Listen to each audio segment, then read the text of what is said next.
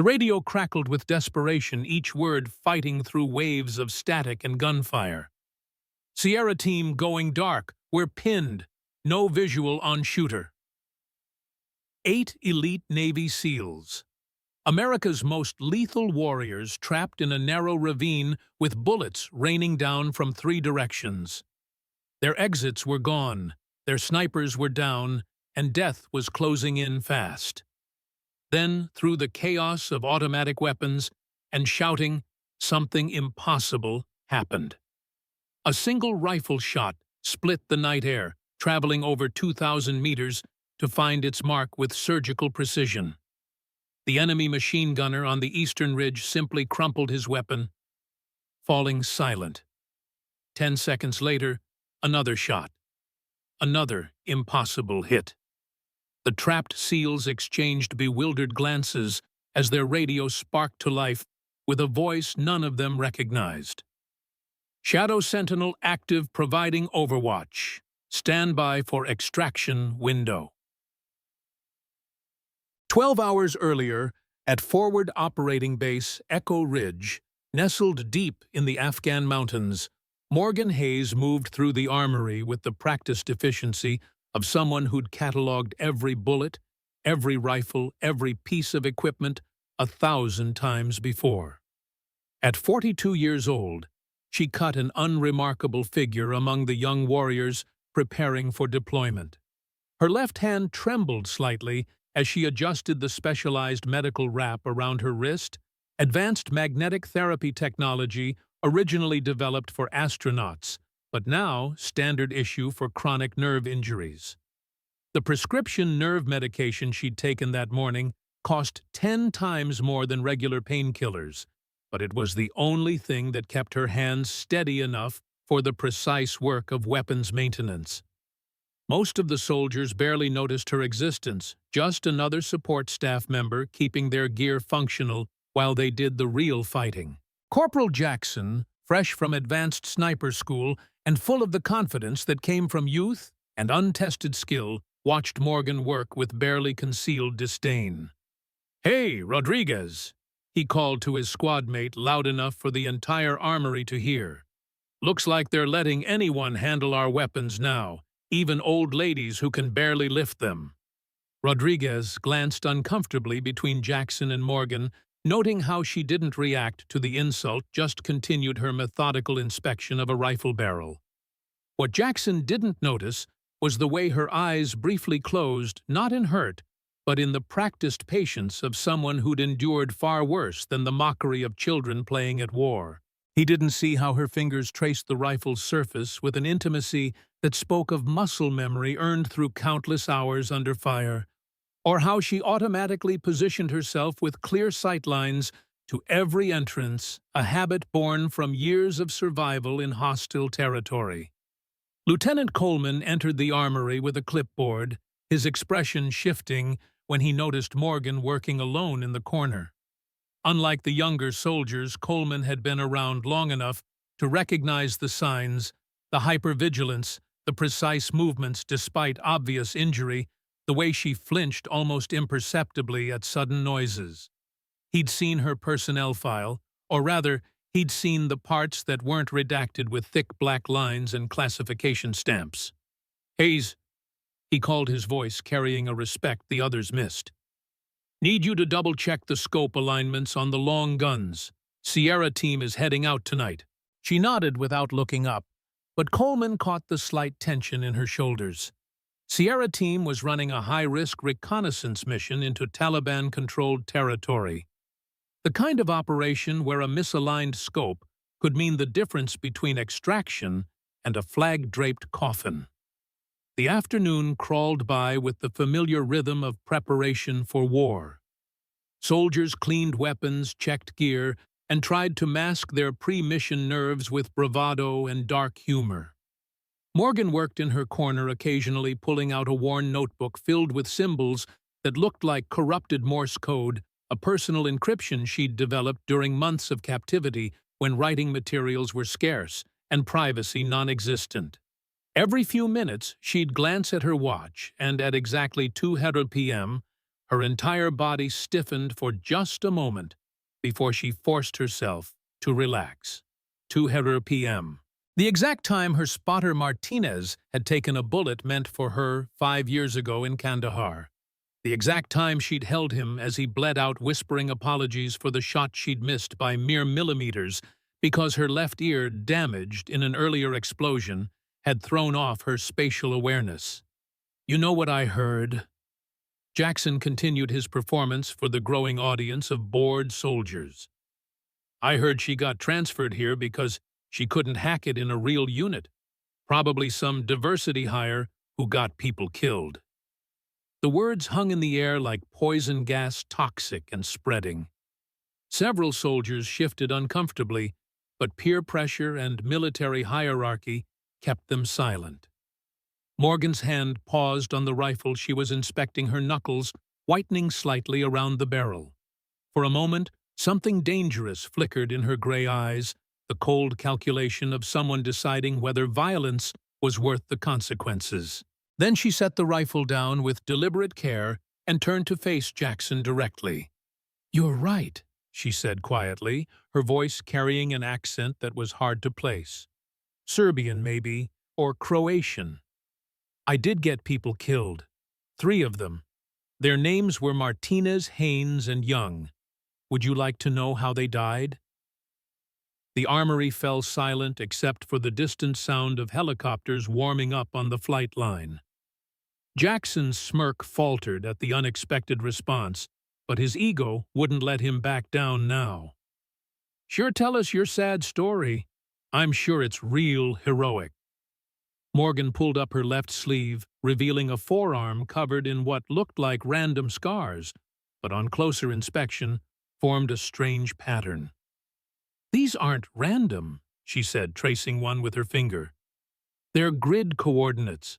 I carved them myself with a piece of metal from a destroyed vehicle while I was held for 72 hours in a Taliban compound, the location of their forward operating base, their weapons caches, and where they buried the bodies of captured Americans."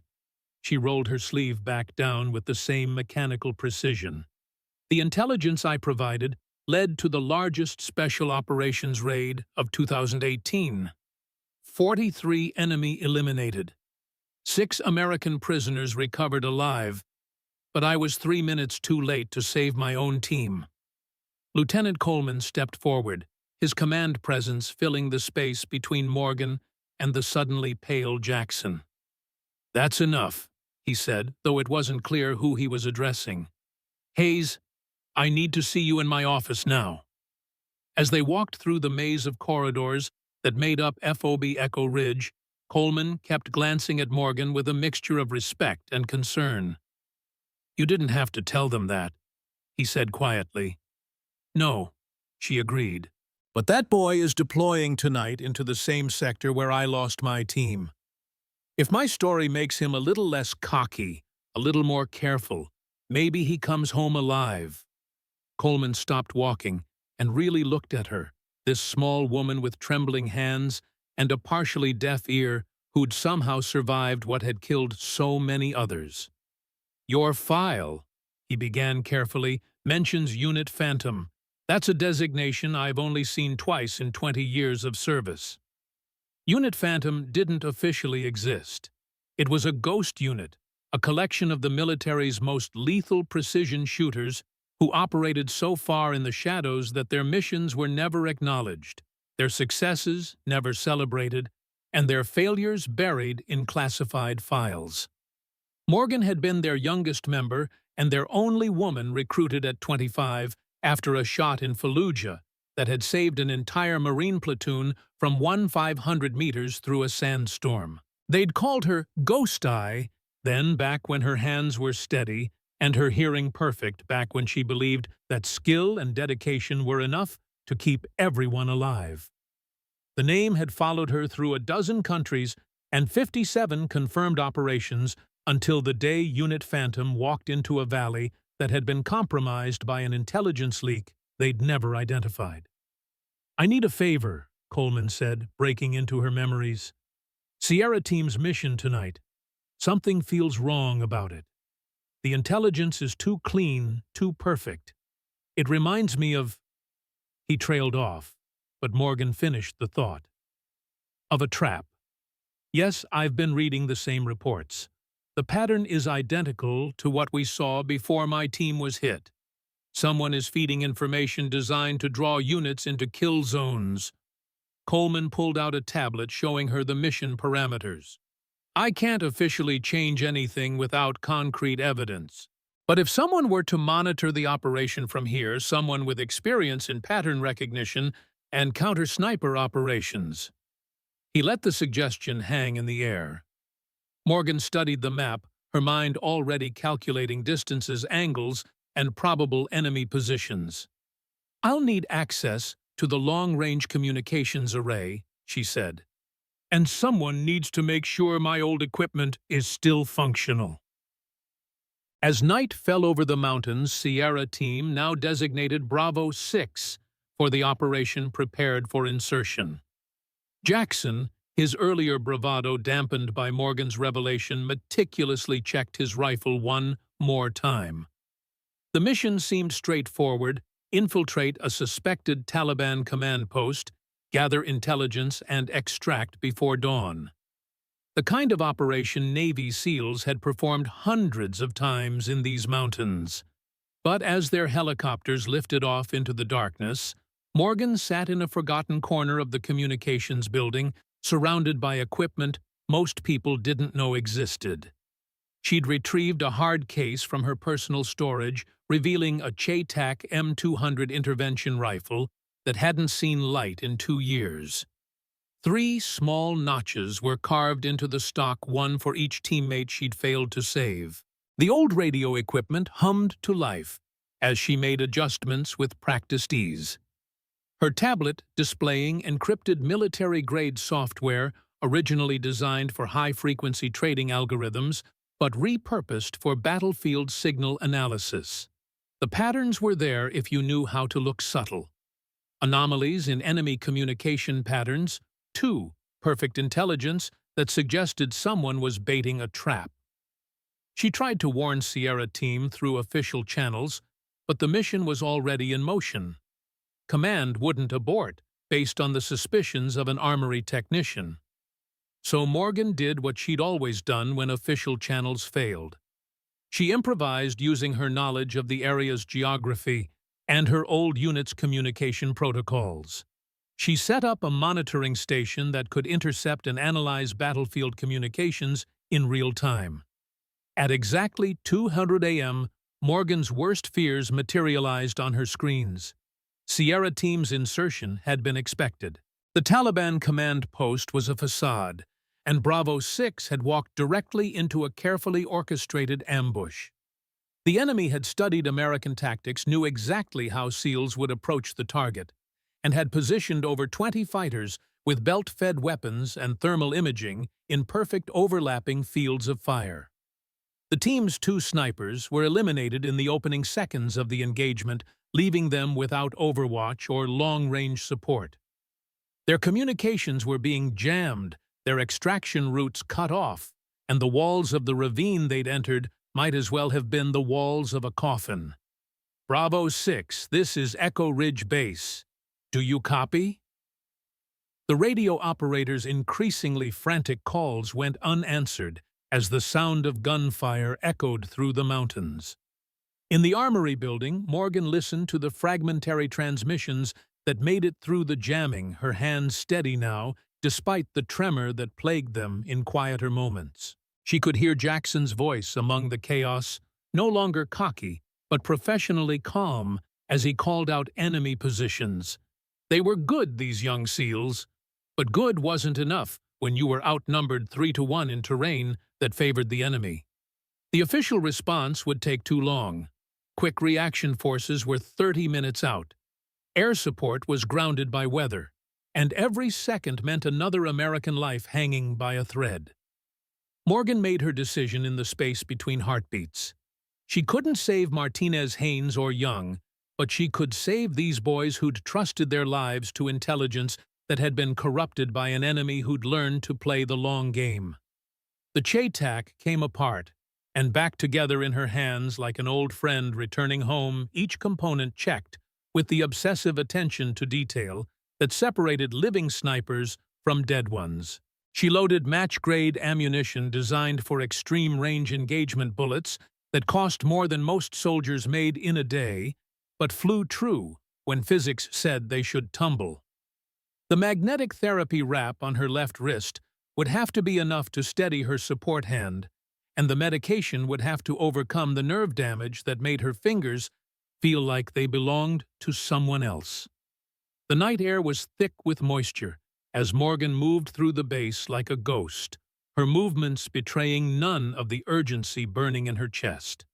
She'd memorized every blind spot in FOB Echo Ridge's security cameras during her 2 years of self-imposed exile here, knowledge that now served a purpose beyond avoiding social interaction.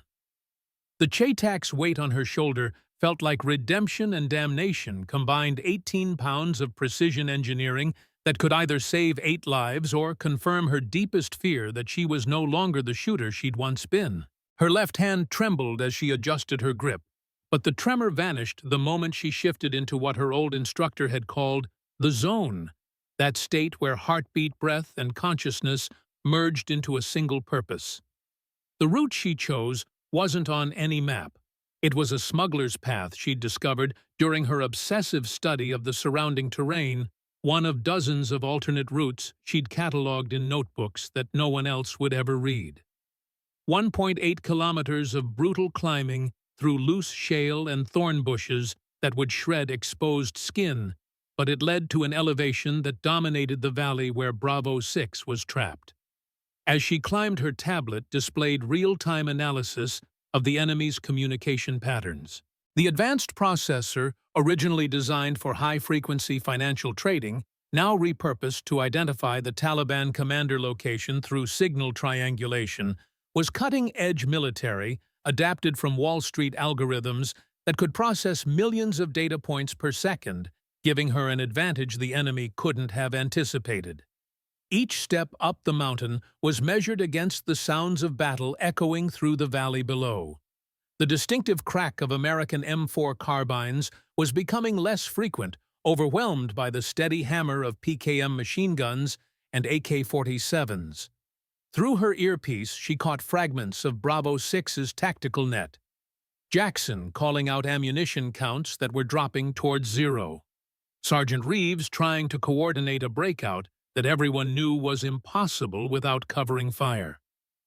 Time was measured now in heartbeats and bullets, and both were running out.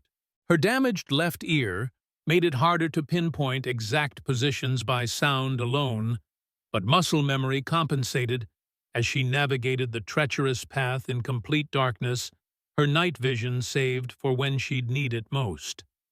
At exactly 2:47 a.m., Morgan reached the position she'd identified from memory and map study, a natural hide among weathered rocks that offered clear lines of sight into the valley while remaining invisible from below.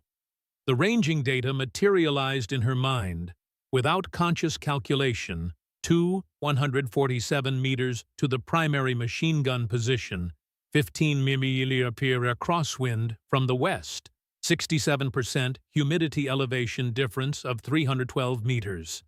The Chaitak scope came alive with thermal imaging as she settled into a shooting position that her body remembered even if her conscious mind had tried to forget. Through the lens, the battlefield spread out like a chessboard where death was winning. The enemy had positioned themselves with disturbing professionalism. This wasn't a ragtag group of insurgents, but a well-trained force that had studied American tactics and prepared specifically to counter them. 3 machine gun nests controlled the high ground, their interlocking fields of fire creating a kill zone that would shred anyone trying to escape. 20-plus fighters moved in coordinated teams using bounding overwatch techniques that spoke of foreign training, possibly Iranian or even Russian advisors. But Morgan had something they didn't expect: the ability to read their entire operation like sheet music, identifying the command structure through subtle details like hand signals and positioning. The enemy commander was smart, staying mobile and never skylining himself. But he'd made one mistake. He'd positioned himself where he could see the entire battlefield, which meant someone who knew what to look for could see him. Her first shot would be the most important, not the commander, that would come later. First, she needed to create doubt, to introduce chaos into their coordinated assault. The enemy's forward air controller was using a tablet similar to the one beside her, coordinating with a drone operator somewhere in the surrounding hills. Through her scope, she could see him tucked behind rocks 600 meters from the SEAL's position, confident in his safety. The crosshairs settled on his equipment first, a calculation that would have seemed strange to most shooters, but made perfect sense to someone who understood psychological warfare. The rifle's report shattered the mountain silence as her bullet traveled through the night air, striking the tablet and sending fragments of metal and glass into the controller's face. Not a kill shot, but something far more valuable, a wounded enemy screaming in pain and confusion, his ability to coordinate the attack destroyed along with his equipment. "What the hell was that?" Jackson's voice crackled through the intercepted communications as the enemy fire suddenly became erratic, their careful coordination disrupted by the loss of their eyes in the sky. The Taliban fighters were shouting now, trying to locate the source of the shot, but Morgan had already shifted position within her hide. The second shot came 40 seconds later, this time striking the ammunition feed on the eastern machine gun position. The weapon jammed catastrophically, its gunner frantically trying to clear the malfunction while exposed to return fire. Sergeant Reeves, the SEAL team leader, recognized the opportunity immediately. "Covering fire, eastern approach. Someone's giving us a window."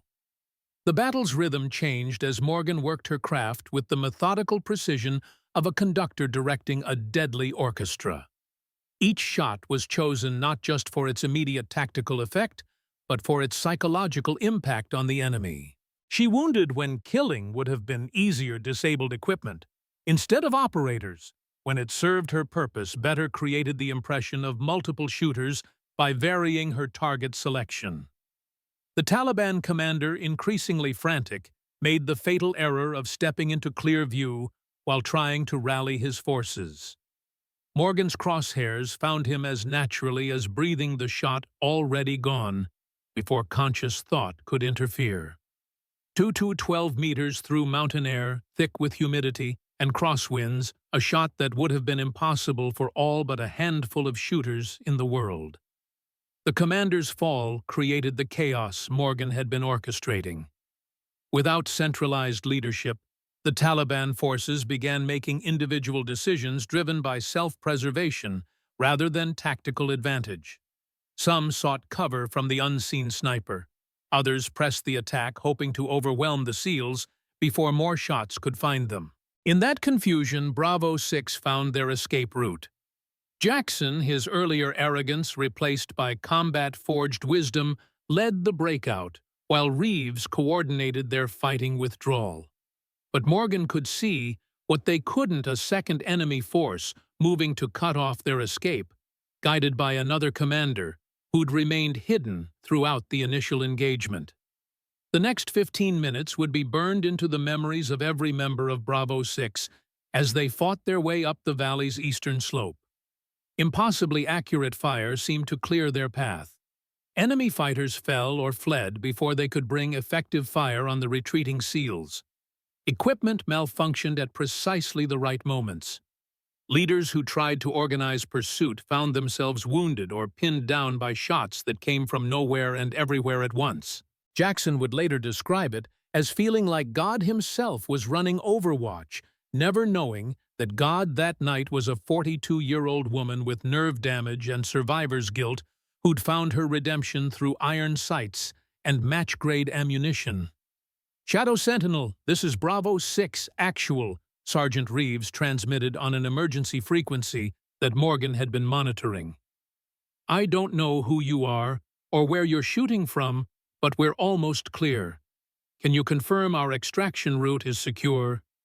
Morgan broke her silence for the first time since the shooting started. Bravo 6 Shadow Sentinel, negative on primary extraction. Secondary force moving to intercept from grid 37 north. Recommend alternative route follows ridgeline south to grid 35. I'll provide covering fire. Her voice was calm professional, giving no hint that she'd just fired 18 rounds in 17 minutes, each one finding its mark across distances that pushed the boundaries of ballistic possibility. But even as she guided them toward safety, Morgan's tactical awareness painted a grim picture. The enemy had deployed a quick reaction force from a nearby village, at least 20 fresh fighters who knew she was out there somewhere. They were sweeping the high ground methodically using thermal optics to search for her heat signature among the rocks. Her position perfect for the initial engagement would become a trap within minutes. She could evacuate, now fade back into the darkness, and let Bravo 6 fend for themselves for the final stretch to the extraction point.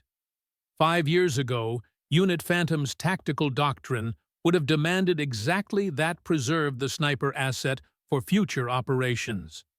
But 5 years ago, she'd followed doctrine and watched her team die. Bravo 6 Shadow Sentinel, she transmitted again, making a decision that felt like coming home. Be advised, enemy QRF is converging on my position. I'm going to give them something to chase.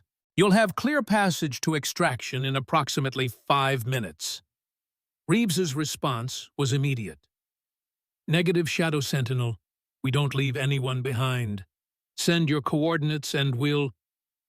She cut him off with a bitter laugh that never made it into the transmission. You have 8 minutes to reach minimum safe distance.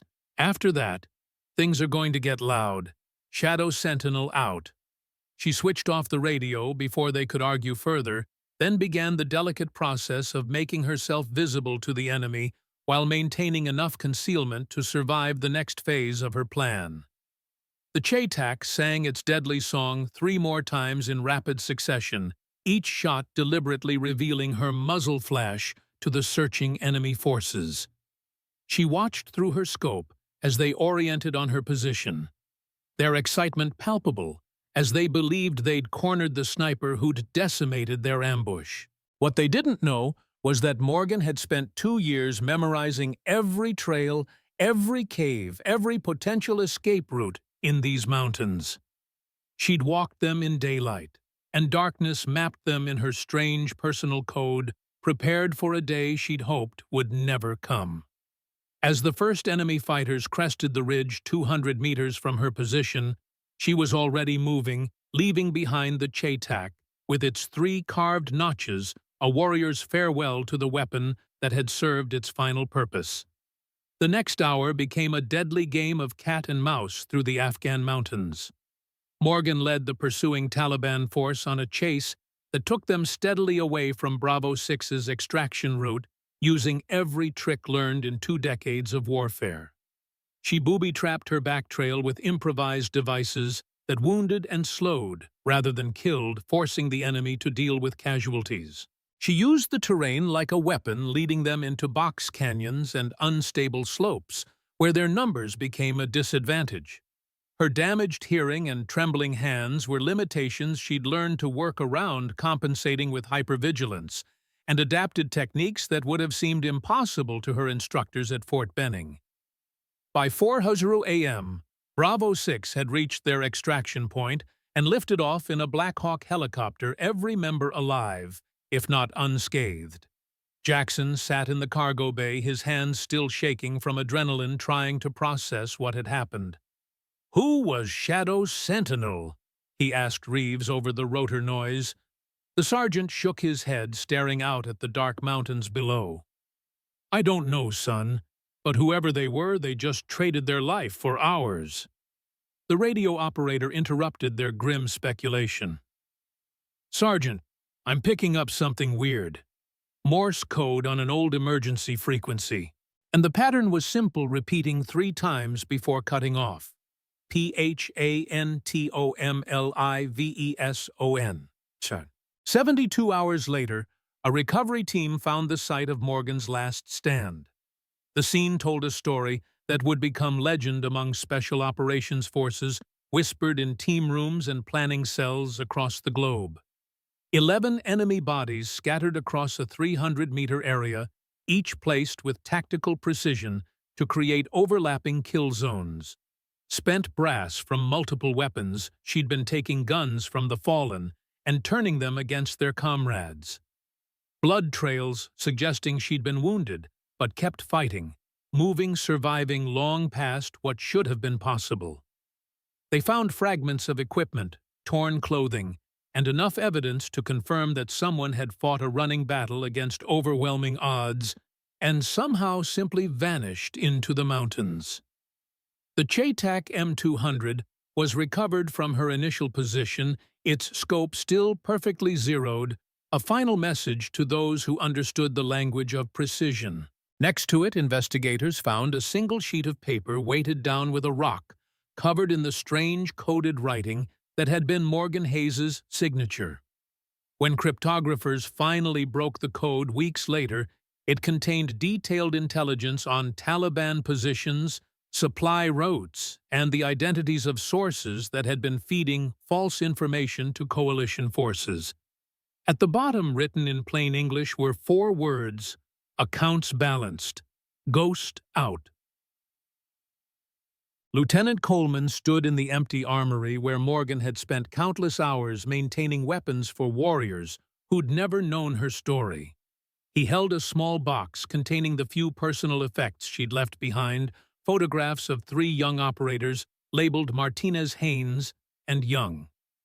A worn unit patch from an organization that didn't officially exist, and her notebooks filled with technical observations that would revolutionize military sniper training.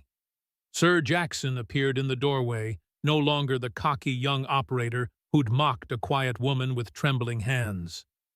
The intelligence she left, it's checking out. Every single source, every position. She mapped the entire enemy network while working in this armory.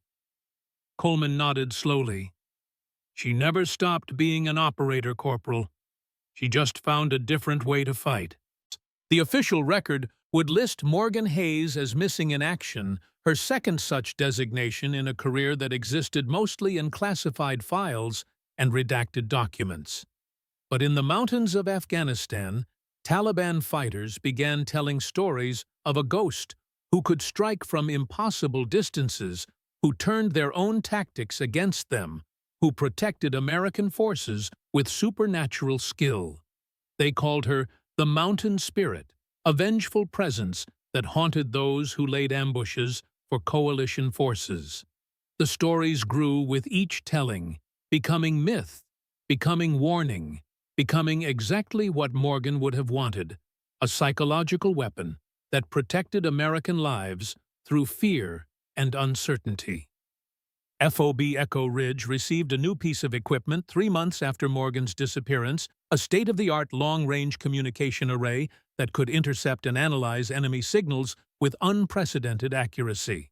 The funding source was classified, but Coleman noticed it came with a technical manual written in a familiar style full of practical observations that could only come from field experience. The last page contained a single line of text: "For those who watch over the watchers." The system would save dozens of lives in the years that followed, preventing ambushes through pattern recognition algorithms that seemed almost prescient in their accuracy. On quiet nights at remote operating bases across Afghanistan, radio operators sometimes reported intercepting strange transmissions on obsolete emergency frequencies, always in Morse code, always brief, always containing intelligence that proved eerily accurate. The messages came from different locations impossible to triangulate, signed only with a call sign that wasn't in any database, Shadow Sentinel. Command dismissed them as atmospheric anomalies or equipment malfunctions, but the operators knew better. They knew that somewhere in those vast mountains, a guardian still watched over American forces, a ghost who'd chosen eternal vigilance over rest, who'd found in the shadows a purpose that transcended recognition or reward. Jackson kept a small ritual that his squad mates never quite understood. Before every mission, he'd check his rifle one extra time and whisper, "For Shadow Sentinel." When asked why, he'd simply say, "Because someone's watching. Someone always has been." The tradition spread quietly through the special operations community, a small tribute to the unknown protector who'd proved that heroes don't always wear uniforms or carry official call signs. Sometimes, they're the quiet ones in the background maintaining equipment and watching patterns, waiting for the moment when their skills might mean the difference between 8 body bags and 8 soldiers going home. The final entry in the official investigation file contained a note from an intelligence analyst who'd studied Morgan's notebooks and tactical observations for weeks, poring over every coded entry and hand-drawn diagram. Subject displayed unprecedented ability to process battlefield information and predict enemy behavior through pattern recognition. Her methodology combines advanced mathematical models with intuitive understanding of human psychology under combat stress. Materials contain over 300 pages of observations that could revolutionize how we train precision shooters. Recommend all materials be incorporated into advanced sniper training curriculum immediately. Personal note: we didn't lose an operator. We gained a guardian angel. The file was closed, sealed with classification stamps that would keep it locked for 50 years and buried in archives that few would ever access. But truth has a way of surviving bureaucracy. Stories spread through the special operations community in whispers and knowing glances.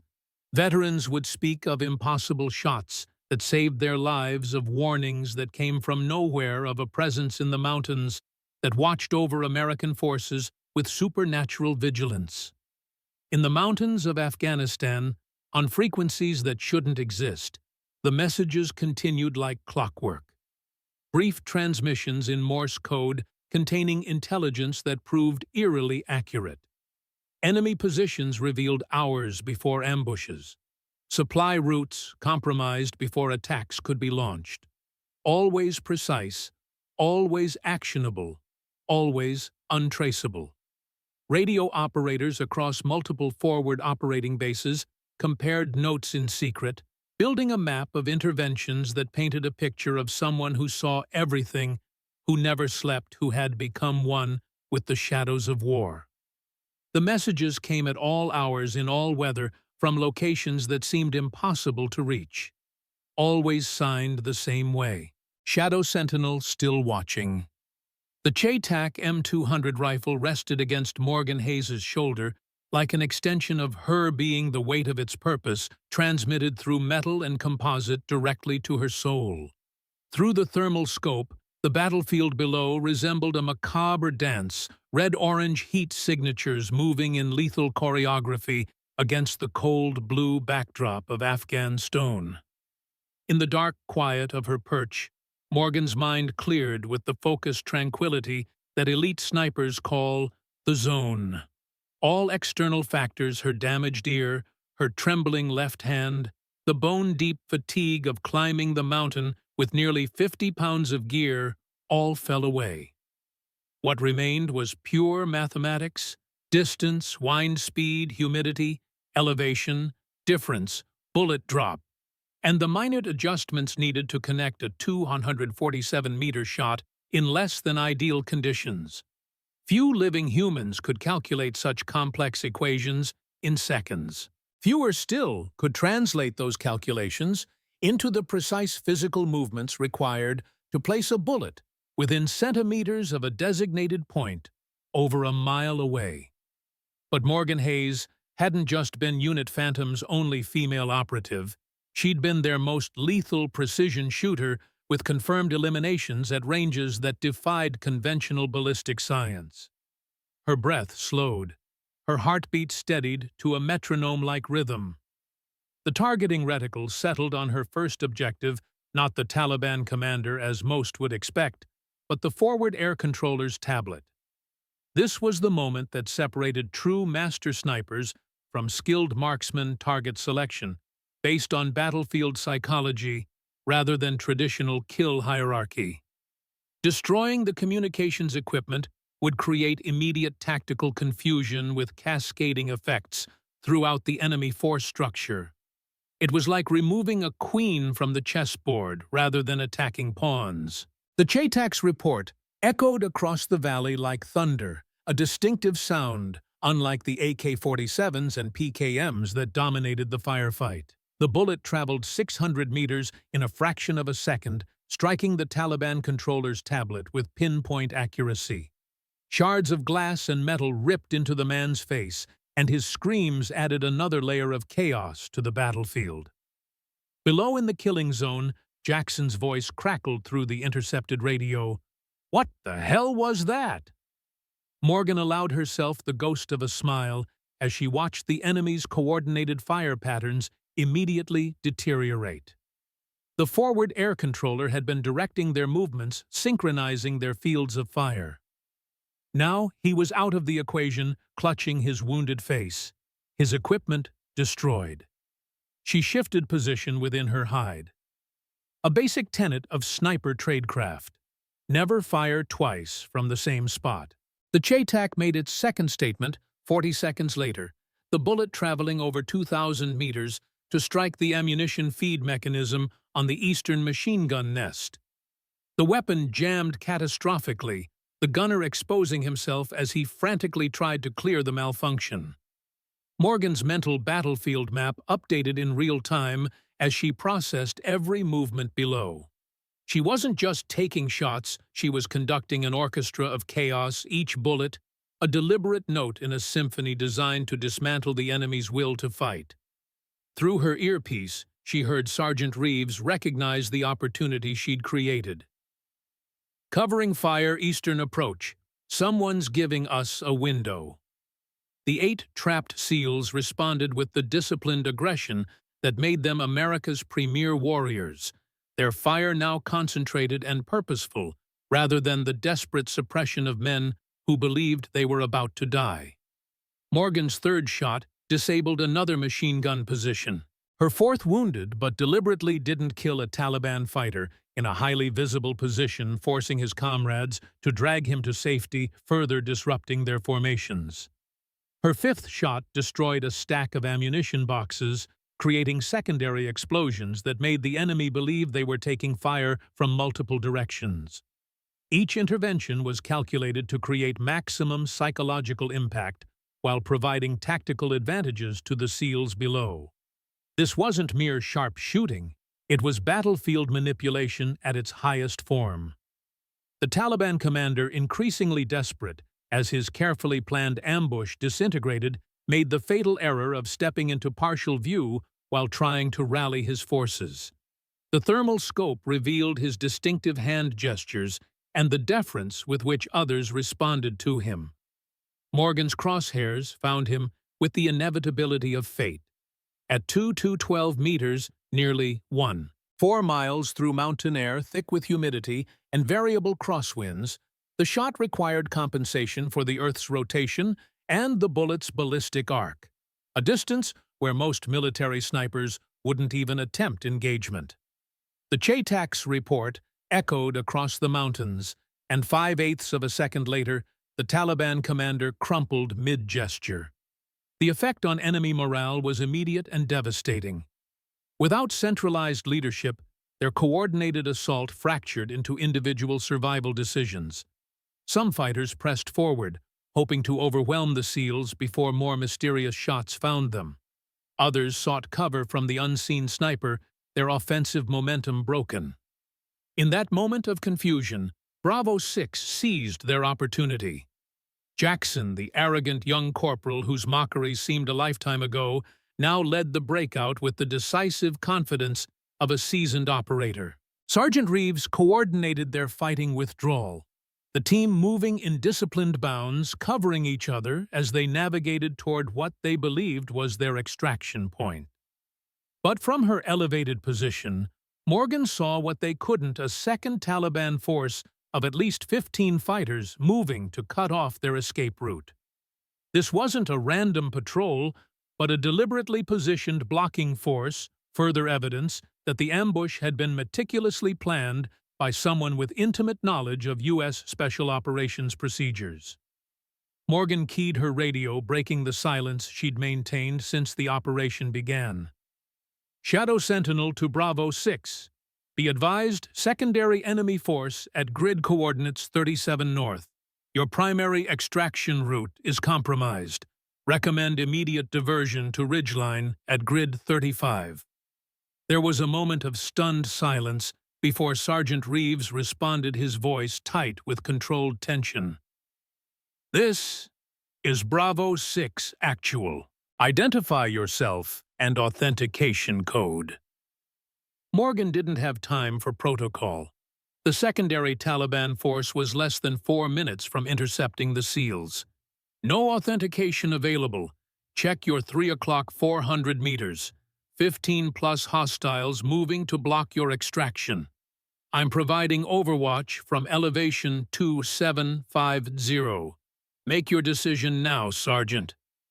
Through her scope, she watched Reeves hesitate, then raise his tactical binoculars toward the indicated position.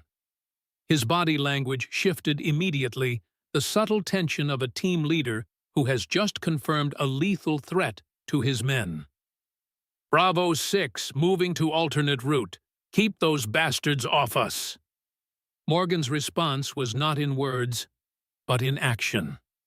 The Chaitak's barrel swung smoothly toward the approaching enemy force, acquiring the lead fighter, a man carrying a Soviet-era RPG that could devastate the exposed SEALs.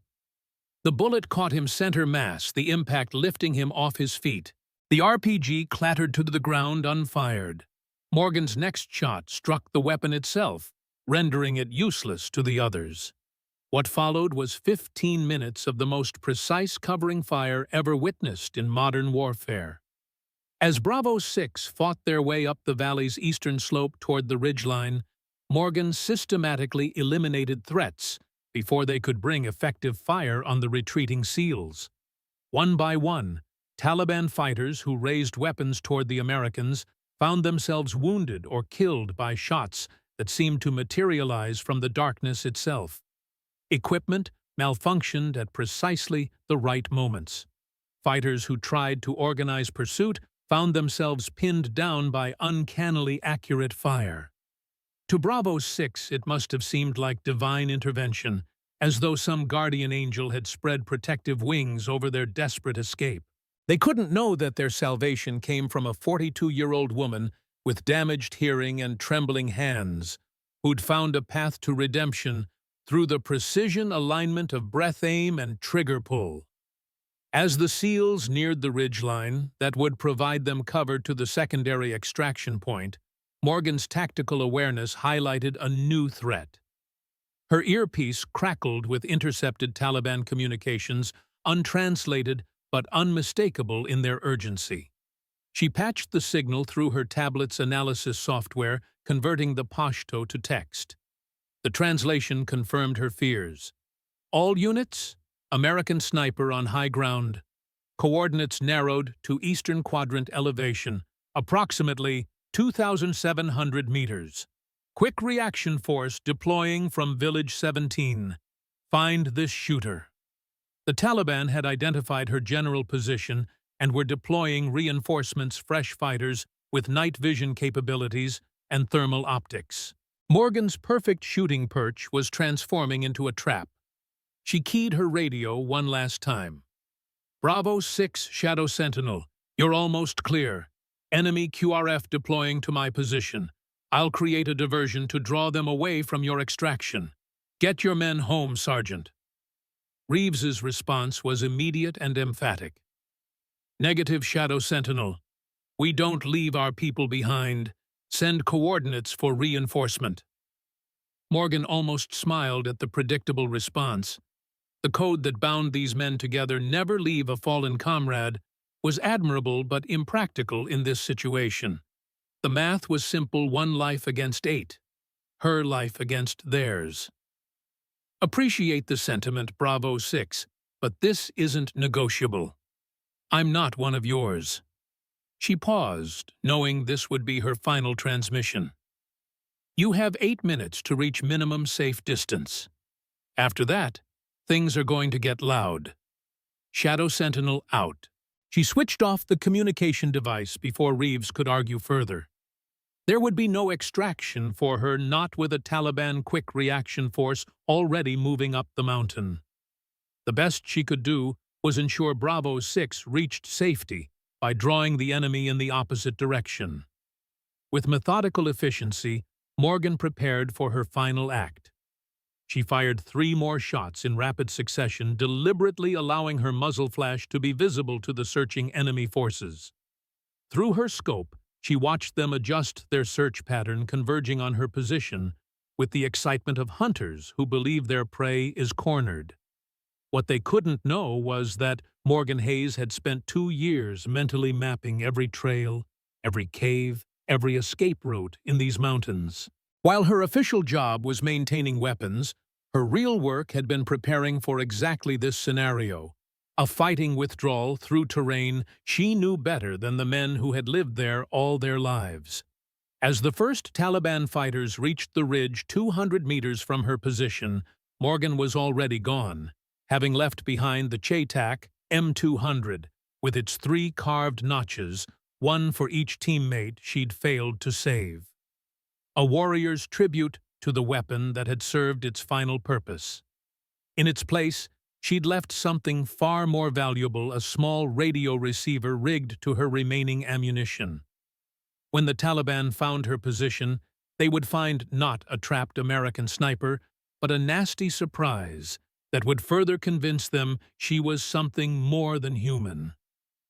Morgan moved silently through the darkness, her damaged ear and trembling hands limitations she'd learned to work around through years of adaptation.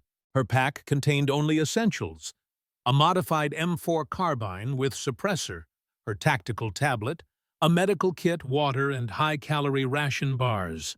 Everything else had been left behind to increase mobility. The night wrapped around her like a cloak as she navigated by memory and touch, avoiding the predictable paths that the Taliban would expect her to take. Instead, she used animal trails and ancient smuggling routes that appeared on no modern maps, knowledge gleaned from years studying local shepherd movements and historical caravan patterns. Behind her, a massive explosion lit up the mountainside as the Taliban triggered her trap. The booby-trapped ammunition cache would create the impression of a desperate last stand, while sowing further confusion about exactly what they were dealing with. For the next hour, Morgan led her pursuers on a deadly game of cat and mouse through the Afghan mountains. She set improvised traps using equipment from her pack, not lethal devices, but carefully calculated impediments designed to wound and slow rather than kill, forcing the enemy to deal with casualties that would drain their resources and morale. Each trap was placed with the precision of a chess master thinking several moves ahead. A tripwire here, causing a Taliban fighter to tumble down a rocky slope with a broken leg. A flashbang device there, temporarily blinding 3 pursuers and sending them stumbling into a ravine. She used the terrain itself as a weapon, luring groups into box canyons where their numbers became a disadvantage, or onto unstable slopes where their movement triggered minor rock slides. These weren't the tactics taught at Fort Benning, or even the classified techniques of Unit Phantom. These were adaptations born from necessity, a wounded predator's evolution to survive in a world that had taken everything from her. 2 hours into the pursuit, Morgan found what she'd been looking for, a particular rock formation that local shepherds avoided due to superstition, but that she knew concealed the entrance to an ancient cave system. The narrow opening would force her pursuers to enter single file, neutralizing their numerical advantage. Inside, the temperature dropped dramatically. The limestone walls still bore faint markings from travelers who had used this route centuries before. Silk Road merchants, Alexander's soldiers, Soviet Spetsnaz, all passing through these mountains that had witnessed the rise and fall of empires. Morgan moved deeper into the darkness, her night vision goggles revealing a complex network of tunnels. She'd explored this system during daylight reconnaissance missions disguised as Equipment inventory days, another secret activity hidden beneath her unassuming role as an armory technician. The pursuing Taliban force, now reduced by injuries and fatigue, hesitated at the cave entrance. Their commander's voice echoed through the canyon, picked up by Morgan's directional microphone. "She wants us to follow her in there," he said in Pashto. "It's a trap." Another voice responded, tense with superstition. "The elders speak of a mountain spirit that protects the American invaders, a demon that sees in darkness and kills from impossible distances." The commander's response was contemptuous. "She's just a woman, a wounded American sniper trying to escape. Set charges at the entrance. If she won't come out, we'll bury her alive." Morgan smiled grimly in the darkness. They had fallen into her final trap, wasting time and explosives on an entrance while she was already moving toward one of 3 alternative exits. By the time they realized their mistake, she would be miles away using the cave system's natural ventilation tunnels to emerge on the far side of the mountain ridge. As she navigated the ancient passageways, Morgan's tactical tablet vibrated with an incoming transmission. She hesitated, then checked the screen. It was a secure satellite feed showing a Black Hawk helicopter touching down at the secondary extraction point. Bravo 6 had made it. All 8 men were loading aboard alive, if not unscathed. A weight lifted from her shoulders. Her mission, her self-assigned redemption, was complete. Those 8 young men would go home, would have futures, would not be added to the memorial wall that haunted her dreams. Whatever happened to her now was immaterial compared to that success. The tablet vibrated again. This time it was an intercept from the Taliban communication network, automatically translated by her custom software. What she read stopped her mid-step. "Command confirms target identity, Morgan Hayes, former Unit Phantom. High-value capture. American collaborator will pay triple for her alive." American collaborator. The words burned into her consciousness like acid. Not just any intelligence leak, but an American deliberately feeding information to the Taliban. The same pattern that had led her team into a trap 5 years ago that had resulted in the deaths of Martinez, Haynes, and Young. This wasn't just about saving Bravo 6 anymore. This was about uncovering a traitor who had been selling American lives for years. Morgan altered her plans immediately. Instead of using the eastern exit as she'd intended, she would take the more dangerous northern passage, one that led directly to a Taliban supply cache she'd identified months ago, but had been unable to convince command to raid due to insufficient intelligence. If there was evidence of American involvement, it would be there where the Taliban leadership felt secure enough to maintain records and communication equipment. The passageway narrowed as it angled upward, forcing Morgan to remove her pack and push it ahead of her through a limestone squeeze. Her left hand seized with pain as she pulled herself through the constriction, old injuries protesting the abuse. The nerve medication was wearing off the tremor, returning with greater intensity. The final section required a near-vertical climb up a natural chimney in the rock, with minimal handholds and the constant danger of falling stone. In her prime, Morgan would have ascended it without hesitation. Now, with damaged nerves and compromised hearing affecting her balance, it took every ounce of determination to reach the top. She emerged into the pre-dawn glow of the Afghan mountains, the first hints of light touching the eastern peaks.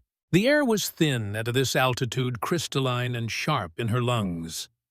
Below her, the valley where Bravo 6 had nearly died was now peaceful.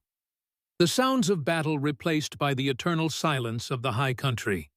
Morgan oriented herself quickly, identifying landmarks she'd memorized from satellite imagery. The Taliban supply cache should be less than 2 kilometers north, concealed beneath a shepherd's hut that appeared abandoned but was actually a sophisticated cover for a subterranean storage facility. Moving with the caution of a hunter in hostile territory, Morgan approached from downwind, using natural terrain features for concealment. Her M4 was at the ready, though she hoped to avoid further engagement.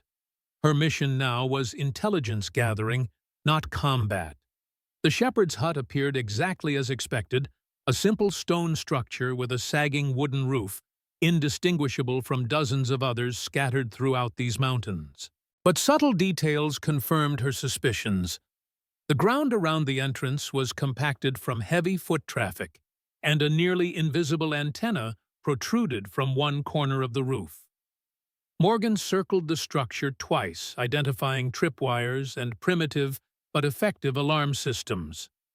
With patience, born from years of high-stakes operations, she systematically disabled each security measure, creating a path to the entrance that wouldn't alert anyone inside. The door was unlocked, a final deception suggesting there was nothing of value within.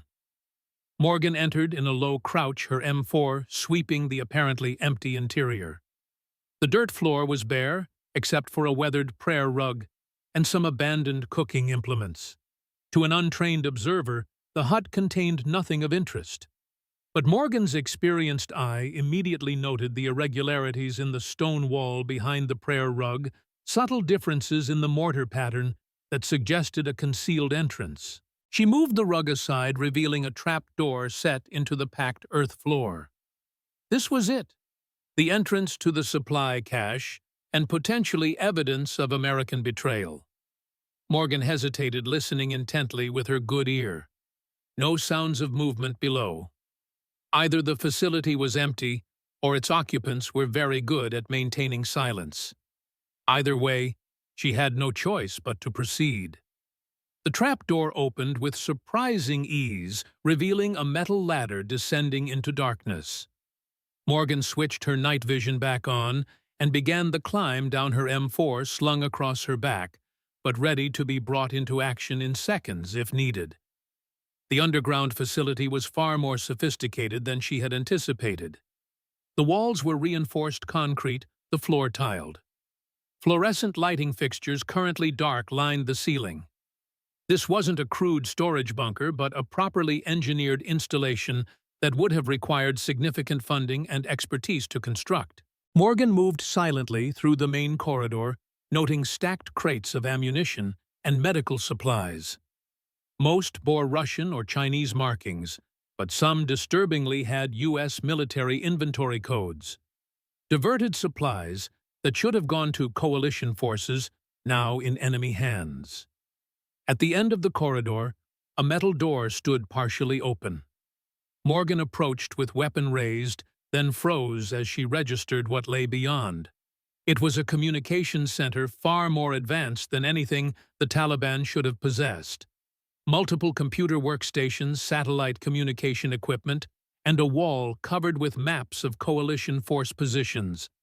But what drew her attention was a desk in the center of the room, atop which sat an open laptop and a stack of documents bearing U.S. government seals. Morgan moved to the desk, her pulse quickening as she examined the materials. Operation plans, patrol routes, identification protocols, the kind of intelligence that would allow the Taliban to predict American movements with deadly accuracy, the exact pattern she'd observed before her team was ambushed 5 years ago, and again with Bravo 6. She powered on the laptop, which surprisingly had no password protection. The screen illuminated to reveal an email client with messages in both English and Pashto. Morgan scrolled quickly, her blood running cold as she read communications between Taliban leadership and someone using an encrypted signature, but clearly American, based on language patterns and references. One name appeared repeatedly in the communications operation Chimera. Morgan connected her tactical tablet to the laptop, initiating a complete data transfer. Whatever Operation Chimera was, it represented a betrayal at the highest levels, American intelligence being deliberately fed to the enemy, resulting in the deaths of U.S. personnel. As the transfer progressed, Morgan photographed the physical documents with her tablet, creating a comprehensive record of the evidence. This wasn't just about her personal redemption anymore. This was about exposing a cancer within the system she had served for over 2 decades. The data transfer completed just as Morgan's enhanced hearing picked up sounds from above, footsteps approaching the hut. Someone was coming. Multiple someones based on the varied footfall patterns. She had perhaps 2 minutes before they discovered the disabled security measures and raised an alarm. Morgan disconnected her tablet and quickly restored the laptop to its previous state. The physical documents were returned to their exact positions, leaving no evidence of her presence. She had what she needed, now she just had to escape with it. But as she turned to leave, a final document caught her eye, a personnel file with a familiar name, Coleman Richard J. Lieutenant, U.S. Army. Morgan froze her mind, refusing to process the implication.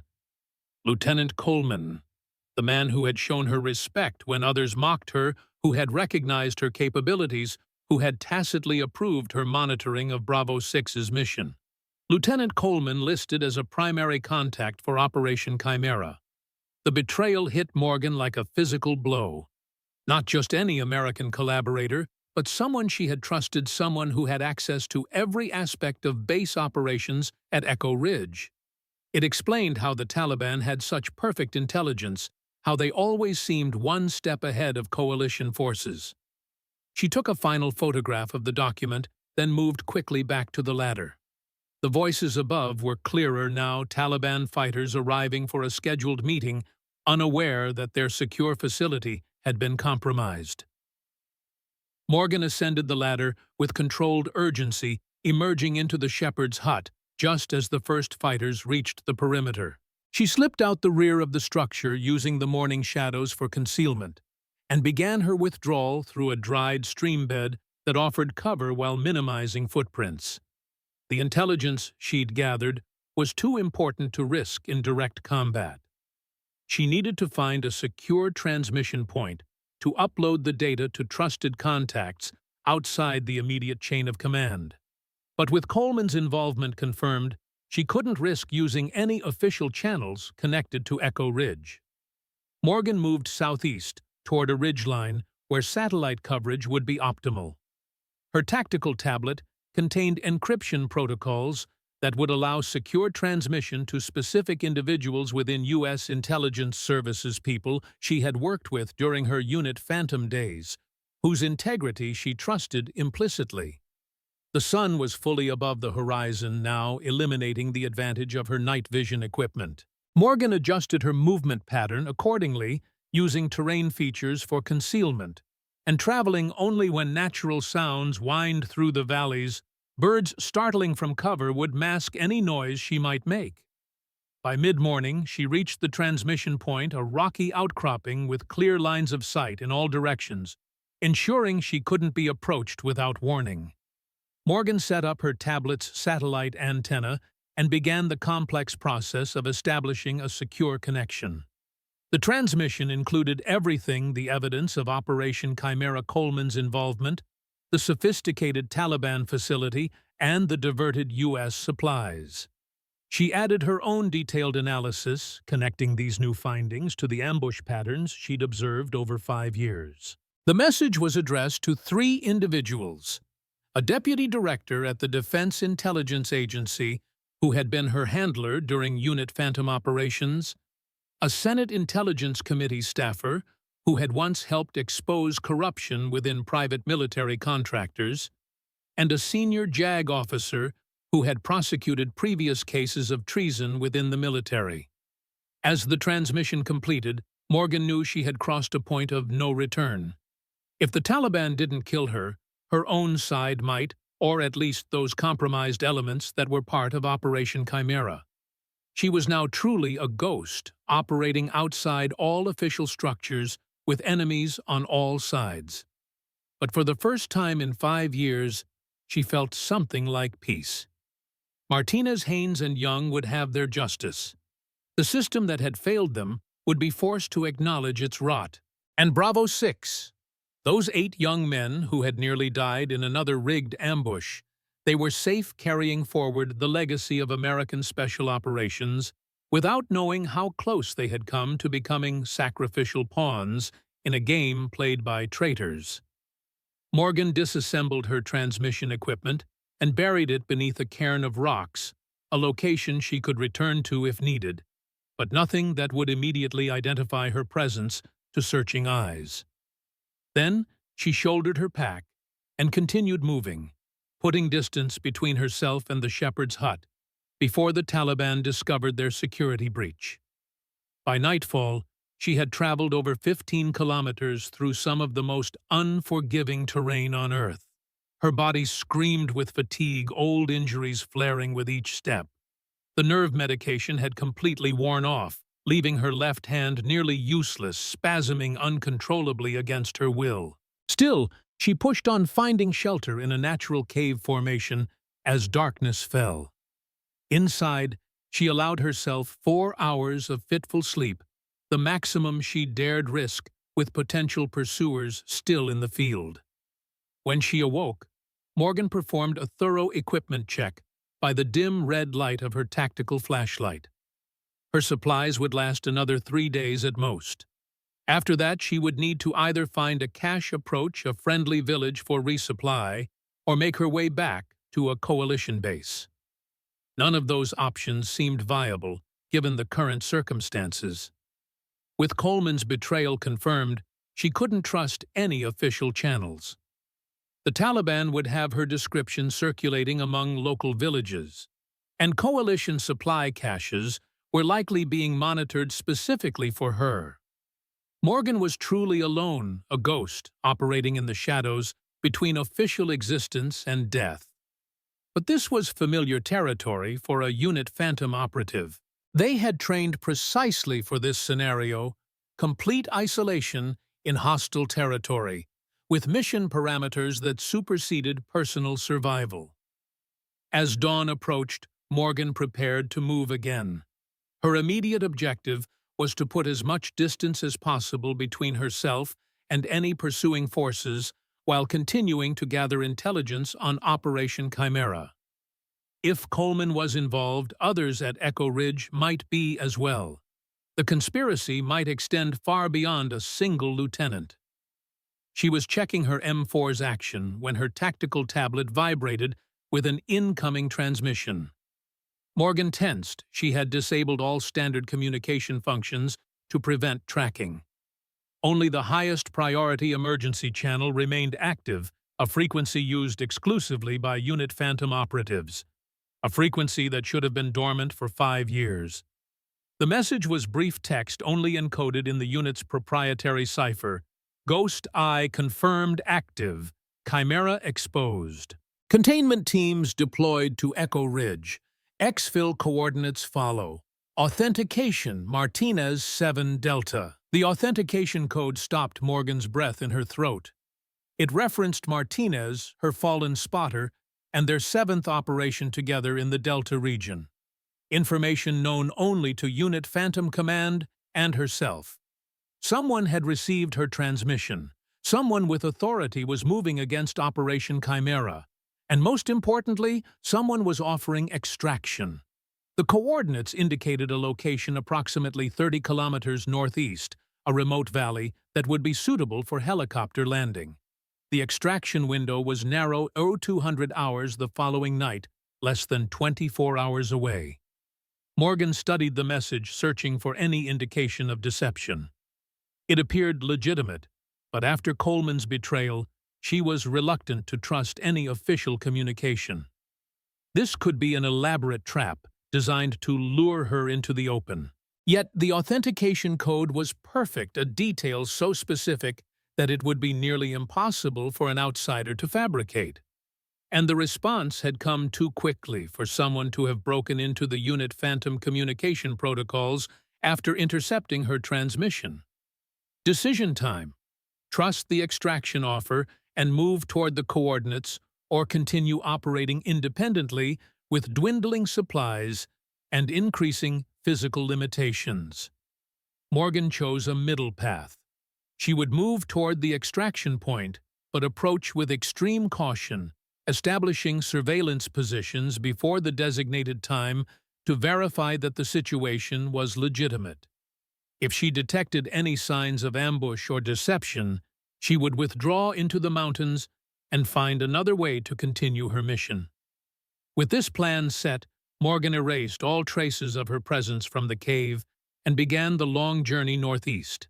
Her route would take her through some of the most challenging terrain in the region. Sheer rock faces, narrow defiles, where avalanches were common valleys notorious for Taliban activity. But these obstacles also offered advantages to someone with her training. The difficult passages were less likely to be monitored precisely because they were considered impassable. The Taliban positions could be identified and avoided by someone who understood their patrol patterns as intimately as she did. By midday, Morgan had covered nearly 10 kilometers, maintaining a punishing pace, despite her injuries and fatigue. She paused briefly to check her tablet for any updated intelligence or further communications, finding nothing new. Either the extraction offer stood as originally communicated, or whoever sent it was maintaining communication discipline to avoid compromising her position. As she continued northeast, Morgan's thoughts returned to Bravo 6, to Jackson's face, when he'd realized the woman he'd mocked had saved his life, to the radio operator picking up her Morse code message to the young men who would carry forward their mission without understanding how close they had come to dying for a traitor's agenda. In a strange way, saving them had saved her as well. For 5 years, she had been a ghost in human form, physically present, but spiritually hollow, going through the motions of existence without purpose, beyond atonement for failures she couldn't undo. The burden of Martinez, Haynes, and Young had weighed on her soul like stones, dragging her deeper into the shadows with each passing day. But in that moment on the mountain, when she'd made the decision to reveal herself to save Bravo 6, something had changed. The ghosts of her fallen teammates seemed to lift slightly, as though acknowledging that while she couldn't save them, she had honored their sacrifice by saving others. The trail narrowed as Morgan entered a defile between towering rock walls. This was a dangerous passage, a perfect ambush location with limited escape routes. She moved with heightened awareness, her good ears straining for any sound that didn't belong to the natural environment. Halfway through the passage, she froze. Something was wrong. The birds that had been calling from the sparse vegetation above had fallen silent. The subtle shift in air current suggested movement ahead, perhaps a patrol using the defile as shelter from aerial observation. Morgan melted into the shadows of an eroded section of the rock wall, her M4 ready, but not yet raised to firing position. Unnecessary movement created detectable patterns, and stillness was often the best camouflage. 3 minutes passed in complete silence. Then came the soft scrape of boot on stone, a sound so faint that most would have missed it entirely. Morgan's damaged hearing had forced her to develop hyper-awareness with her remaining auditory capacity, interpreting subtle acoustic signatures that others might dismiss as background noise. The footsteps approached, disciplined, measured, minimizing sound. Not the typical Taliban patrol who tended to move with less tactical sophistication. These were trained operators, employing advanced small unit movement techniques. American possibly. But if Coleman had compromised Echo Ridge, these could be U.S. personnel operating under false pretenses, searching for her on behalf of Operation Chimera, rather than legitimate extraction. Morgan remained motionless as the point man came into view at the far end of the defile. His equipment was American multicam pattern uniform, modified M4 with suppressor advanced night vision mount. But his movement pattern was off slightly more aggressive than standard U.S. Special Operations protocol, suggesting private military contractors rather than active-duty personnel. Contractors were a wild card. Some were former Special Operations soldiers who maintained the highest professional standards. Others were mercenaries who followed whoever paid the highest rate. If these men were connected to Operation Chimera, They represented a significant threat. The lead contractor paused, sweeping the defile with practiced eyes. His hand raised in a silent signal, and the rest of his team, 4 additional operators, moved into view, establishing a search pattern that would methodically clear the passage. Morgan's options narrowed dramatically. She could remain hidden and hope they passed by without detecting her presence. She could attempt to backtrack silently and find an alternate route. Or she could engage, eliminate the immediate threat, and extract intelligence about their mission parameters. The decision was made for her when the team's point man activated a thermal scanner, a handheld device that would immediately detect her heat signature against the cooler rock wall. His head snapped up as the device registered her presence, his weapon beginning to raise. Morgan fired first 2 suppressed shots that dropped the point man before he could alert his team. But the others reacted with professional speed, diving for cover and returning fire toward her position. The confined space of the defile amplified the sound of gunfire, creating a disorienting cacophony that bounced off the rock walls.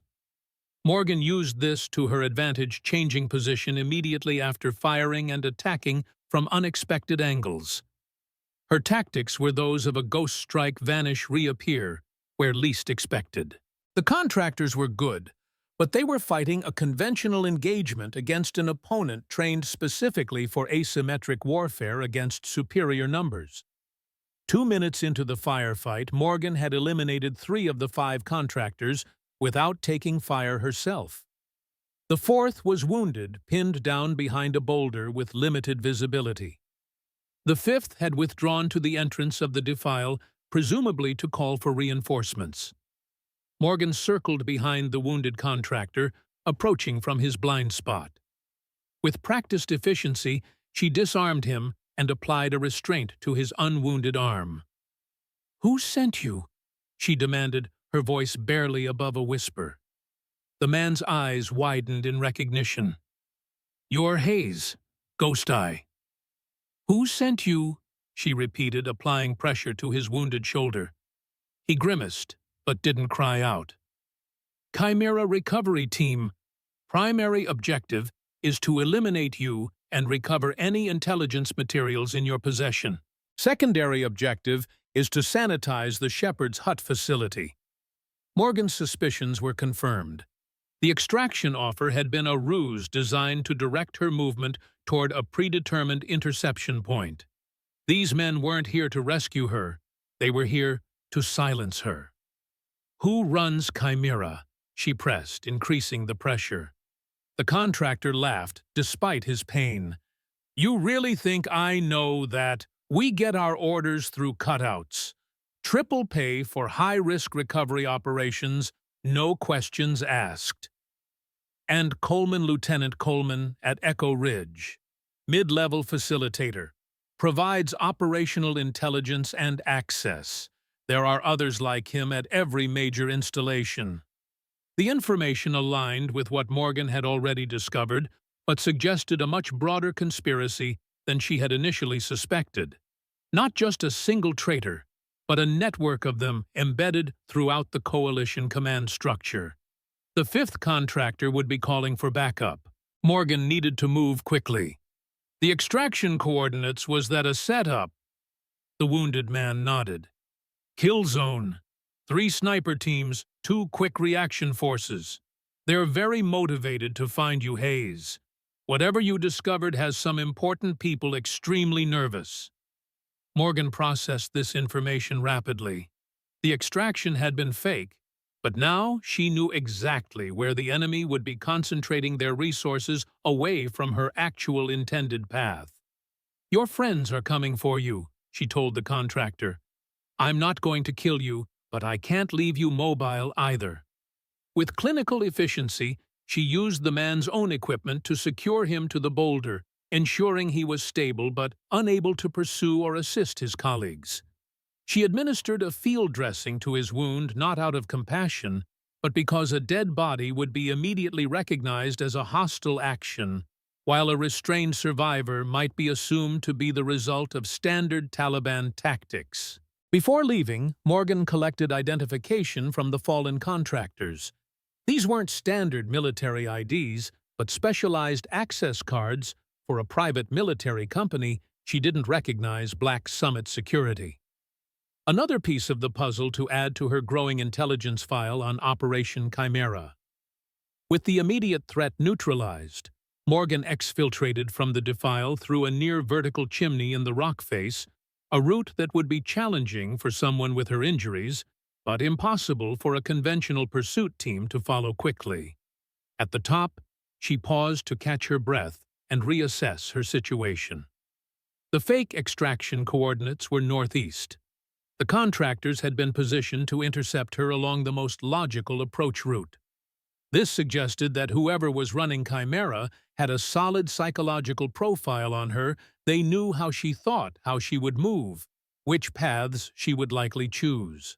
That level of insight pointed to someone from her past, someone who had worked with Unit Phantom, someone who understood how she operated.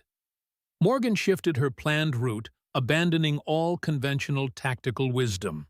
Instead of moving toward higher ground with better visibility, she descended into a marshy, lowland area that most operators would avoid due to the difficulty of movement and increased biological threats. If they expected her to think like Ghost Eye, the legendary precision shooter from Unit Phantom, she would instead move like a desperate civilian, making choices that defied military logic, but might allow her to slip between the search parameters they had established. By nightfall, Morgan had covered another 12 kilometers, her boots caked with mud, her uniform soaked with swamp water that would help mask her thermal signature. She found shelter in the hollow beneath an ancient fallen tree, its massive root system creating a natural hideaway, invisible from more than a few meters away. As true darkness settled over the mountains, Morgan allowed herself to catalog her deteriorating physical condition. The nerve damage in her left hand had progressed beyond the tremor to periods of complete numbness. Her partially deaf ear was now experiencing pressure changes that affected her balance. The wound on her side, a graze from a Taliban bullet during her escape from the ambush site, had become inflamed despite her best efforts at field treatment. She was operating at perhaps 60% of optimal capacity and declining. Without medical intervention, proper rest, and resupply, she had perhaps 3 more days of effective operation before physical limitations would begin forcing critical errors. But 3 days might be enough. Her tablet still contained the complete intelligence file on Operation Chimera. She had positively identified Coleman's involvement and discovered the existence of Black Summit Security as an operational arm of the conspiracy. Most importantly, she had survived long enough to transmit this intelligence to individuals outside the compromised command structure. Now she just needed to stay alive long enough for that intelligence to be acted upon, for the conspiracy to be exposed and dismantled before more American lives were sacrificed to whatever agenda Operation Chimera served. Morgan checked her tactical tablet one final time before settling in for another 4-hour sleep cycle. The device showed no new transmissions on the emergency channel, but it did display an interesting pattern in local radio traffic. Coalition forces were being redirected from their standard patrol routes toward the northeast sector, concentrated around the fake extraction coordinates. Resources were being diverted. Attention was focused away from her actual position. This created opportunities, especially if she could determine which coalition assets remained at Echo Ridge under Coleman's influence and which had been deployed to the field. As she drifted into the light, vigilant sleep of a veteran operator in hostile territory, Morgan's mind continued processing tactical options. The greatest danger remained exposure not just to enemy forces, but to compromised American personnel who would eliminate her to protect Operation Chimera. Her best chance was to become truly the ghost her call sign had once suggested, invisible, untraceable, but capable of striking when least expected. The shepherd's folk tales about mountain spirits protecting American forces had an element of truth now. She would haunt these mountains, gathering intelligence, disrupting chimera operations, and protecting coalition forces from the shadows. Shadow Sentinel was no longer just a call sign she'd created in the moment to communicate with Bravo 6. It was her new identity, her mission. And somewhere in the darkness beyond her hidden shelter, the men of Operation Chimera continued searching for a woman they would never find because she had already transformed into something else entirely. A ghost with purpose. A sentinel in the shadows. A guardian whose greatest weapon was not her marksmanship, but her absolute commitment to exposing a betrayal that had cost American lives. The hunt continued, but the roles of hunter and hunted had changed in ways neither side fully understood. Not yet. 3 months passed, like ghosts through the mountains of Afghanistan, silent, inexorable, leaving traces visible only to those who knew where to look. At Forward Operating Base Echo Ridge, the daily rhythm of military operations continued as always. Men and machines moved with practiced precision through the choreography of war. Helicopters departed on missions and returned. Intelligence was gathered, analyzed, and acted upon. The machinery of America's longest conflict ground forward, with mechanical indifference to individual fates. But subtle changes had occurred beneath this facade of normality. Lieutenant Richard Coleman had vanished during a routine convoy to Bagram Airfield. Official reports listed him as missing in action, presumed captured by insurgent forces. Search operations were conducted with appropriate diligence, but yielded no results. No ransom demands, no propaganda videos, no body. He had simply disappeared from the official narrative of the war, becoming another statistic in the long columns of loss. In the weeks following Coleman's disappearance, other changes manifested at Echo Ridge. Personnel were rotated with unusual frequency. Security protocols were enhanced, then enhanced again. Certain communication channels went silent while new ones emerged. To the casual observer, these might seem like routine adjustments to evolving battlefield conditions. But to those with appropriate clearance levels, these ripples signified something far more significant: the systematic dismantling of Operation Chimera. The armory where Morgan Hayes had once maintained weapons with quiet precision remained largely unchanged. Her few personal possessions had been collected and stored according to protocol for missing personnel. Her bunk had been reassigned, her administrative access revoked, her name added to the ever-growing list of those whom the war had swallowed without explanation. Corporal Jackson, now promoted to sergeant, following his actions during the ambush, entered the armory with the measured stride of a man who had aged decades in a single night. The cocky youth who had mocked a quiet woman with trembling hands was gone, replaced by a warrior who understood the true cost of arrogance. He nodded to the new armory technician, a grizzled master sergeant with a purple heart and a prosthetic leg, before making his way to the weapons rack. "Taking out the new guys for qualification," Jackson explained as he signed for a crate of ammunition. "Figure I'll show them the high ridge line, good wind variables, for teaching external ballistics." The master sergeant nodded without looking up from his inventory clipboard. "Might want to avoid the eastern approach. Patrols reported activity there yesterday." Jackson paused, his hand hovering over the ammunition crate. "Taliban? Hard to say." The master sergeant finally looked up, his eyes carrying the weight of multiple combat tours. "Patrol found tracks leading to that old radar station. You know, the abandoned Soviet installation about 10 clicks out. Followed them until ordered to disengage."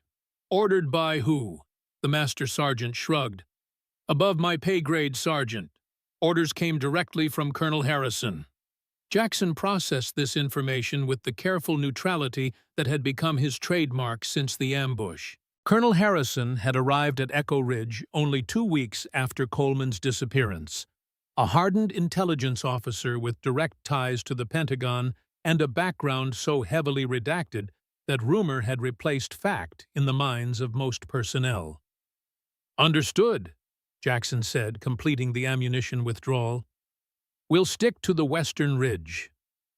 As he turned to leave, his gaze fell on the corner workbench, where Morgan Hayes had spent countless hours maintaining the weapons that had later saved his life.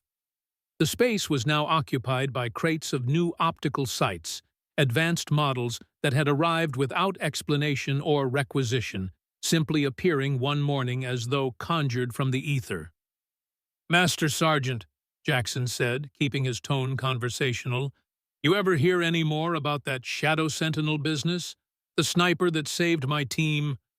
The older man's expression remained carefully neutral. "Just scuttlebutt, Sergeant. Nothing official." "Right," Jackson nodded, hearing the unspoken warning. Some topics remained dangerous to discuss even 3 months later. "See you at 1700. Outside the armory, Jackson joined his fire team, 4 fresh-faced specialists straight from training, who watched him with the uneasy deference reserved for those who had survived what they had only trained for. He led them toward the motor pool without speaking, his mind still processing the Master Sergeant's carefully coded message. Activity at the abandoned Soviet radar station. Direct orders from Colonel Harrison to disengage. New optical sights appearing without requisition.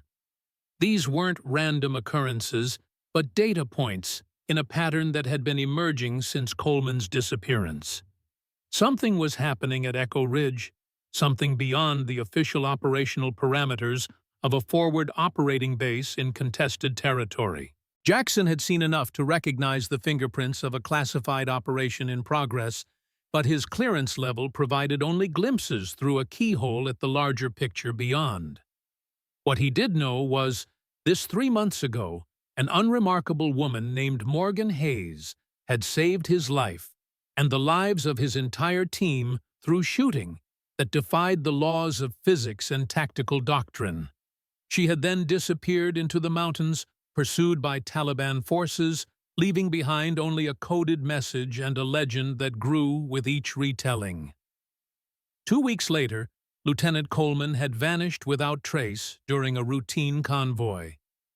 The official search had been perfunctory at best, abandoned with suspicious haste.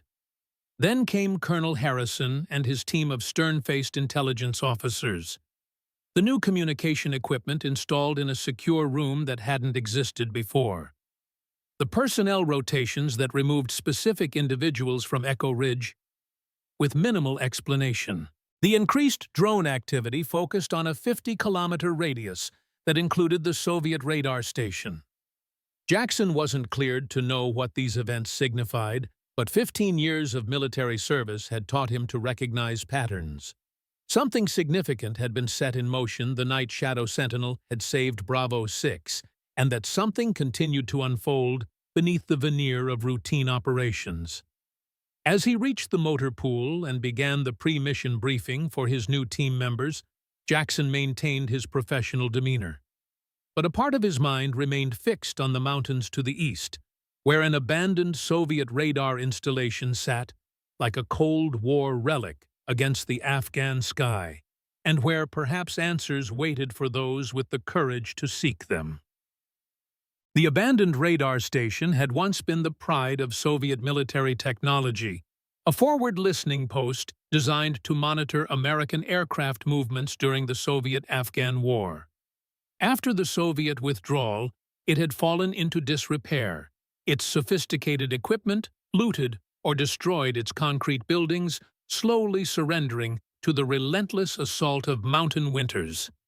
But the massive parabolic dish, 30 meters in diameter and mounted on a reinforced concrete platform, remained largely intact, a silent sentinel overlooking valleys where empires had bled and died for centuries. Local shepherds avoided the place, believing it haunted by the ghosts of Russian soldiers. Taliban fighters gave it wide berth, considering the exposed position tactically unsound. This isolation made it the perfect location for Morgan Hayes to establish her operational headquarters. In the 3 months since the ambush, she had transformed a portion of the facility's underground level into a Spartan but functional base. Solar panels carefully positioned to avoid aerial detection provided minimal power for her equipment. Rainwater collection systems supplied her basic needs. The natural insulation of the underground chambers protected against both the elements and thermal imaging. But the true value of the facility lay in its line of sight to Echo Ridge. From the radar platform, using the specialized optical equipment she had recovered from Taliban caches, Morgan could observe activity at the base without risking closer proximity. More importantly, the dish itself, once restored to partial functionality, using components salvaged from abandoned equipment, provided an ideal platform for intercepting communications. Morgan sat at the makeshift workstation she had assembled from salvaged electronics and components from her tactical tablet. Multiple screens displayed intercepted data streams, some from Echo Ridge, others from Taliban communications networks, still others from satellite transmissions that passed overhead. Her left hand, still plagued by nerve damage, rested in a crude but effective therapeutic device she had constructed from scavenged medical supplies. The tremor remained, but she had adapted to it, developing new techniques that compensated for the physical limitation. In some ways, the injury had made her more formidable, forcing innovations that her previously perfect capabilities had never required. On the main screen, a message appeared, simple text in an encryption protocol known to only a handful of individuals in the U.S. intelligence community. Chimera Containment Phase 1 complete. Coleman secured. Black Summit operations suspended. Phase 2 initiating. Require Ghost Eye confirmation of secondary network. Respond using protocol Martinez 9 Echo. Morgan studied the message carefully. The authentication code was correct, another reference to her fallen spotter, impossible to falsify convincingly. The content aligned with the patterns she had observed at Echo Ridge. Coleman's removal, the arrival of Colonel Harrison, though he wasn't named in the message, the disruption of Black Summit security operations. Phase 2 would be the identification and neutralization of Coleman's co-conspirators, the secondary network that had enabled Operation Chimera to function across multiple bases and commands. This would be the more challenging aspect. Unlike Coleman, who had operated with relative independence at Echo Ridge, these other agents would be embedded more deeply with additional layers of protection and compartmentalization. Morgan's role was clear, providing independent confirmation from outside the official chain of command. Her unique position as a ghost in the system, officially missing, presumed dead, but actually operating with full awareness of both American and Taliban movements, made her the perfect asset for this phase of the operation. She composed her response using the specified protocol, confirming her willingness to assist and providing initial intelligence on 3 individuals she had identified through communications intercepts as likely Chimera assets at neighboring bases. As she transmitted the message via a burst transmission system designed to minimize detection, Morgan reflected on the strange path that had led her to this moment. 5 years ago, she had been among America's most lethal precision shooters, a decorated operator with an unblemished record, and a future limited only by the physical demands of special operations. Then came the ambush that killed her team. The long recovery from physical injuries. The psychological wounds that never fully healed. The transfer to Echo Ridge as an armory technician, a role that most viewed as a career dead end, but that she had recognized as an opportunity to investigate the patterns that had led to her team's deaths. Now she was something unprecedented in modern warfare, a friendly ghost operating beyond official oversight but aligned with legitimate national security interests. Not quite a soldier anymore, not quite a spy, not quite an assassin, but incorporating elements of all 3 roles. The burst transmission completed, Morgan shut down the communication system and moved to the observation platform. The afternoon sun cast long shadows across the valley, painting the landscape in stark contrasts of light and darkness. Through her high-powered optics, she could see activity at Echo Ridge helicopters being prepared for night operations, patrol teams returning from the field, the steady rhythm of a military installation at war. Among the personnel visible through her scope was Jackson, leading a small team toward the western ridge, pointedly away from her position, she noted. The young sergeant had changed since the night she'd saved his team. The cocky bravado had been replaced by something more substantial, a quiet competence and awareness that might someday make him an exceptional leader. Morgan tracked his movement until the team disappeared into the gathering dusk, then returned to her underground headquarters. The next phase of her operation would begin tonight, a covert infiltration of a Taliban supply depot identified through intercepted communications. Intelligence suggested the facility contained documentation related to Operation Chimera, specifically payment records that might identify additional American conspirators. As she prepared her equipment for the night's mission, Morgan's tablet alerted her to an incoming transmission, not on the secure channel she had just used, but on an open emergency frequency monitored by all coalition forces. The message was being broadcast from Echo Ridge in clear text without encryption. All units be advised, unidentified American operator reported active in grid sectors 15 through 22. Any contact or sighting report immediately to Colonel Harrison. Individual is considered friendly, but operational status classified Level Alpha. Morgan froze her hands, hovering over her equipment. This was unexpected, a public acknowledgement of her existence broadcast on an open channel that Taliban forces would certainly monitor. Colonel Harrison was deliberately showing his hand, announcing to both friend and foe that he knew she was operating in the area. But why, if the goal was to make contact? There were more secure channels available, including the one she had just used to communicate with his team. If the goal was to flush her out, this approach seemed counterproductive, as it would only make her more cautious. Unless... Morgan's tactical mind raced through the possibilities, analyzing the message from multiple angles. There was one scenario that made sense. Harrison was using her as bait.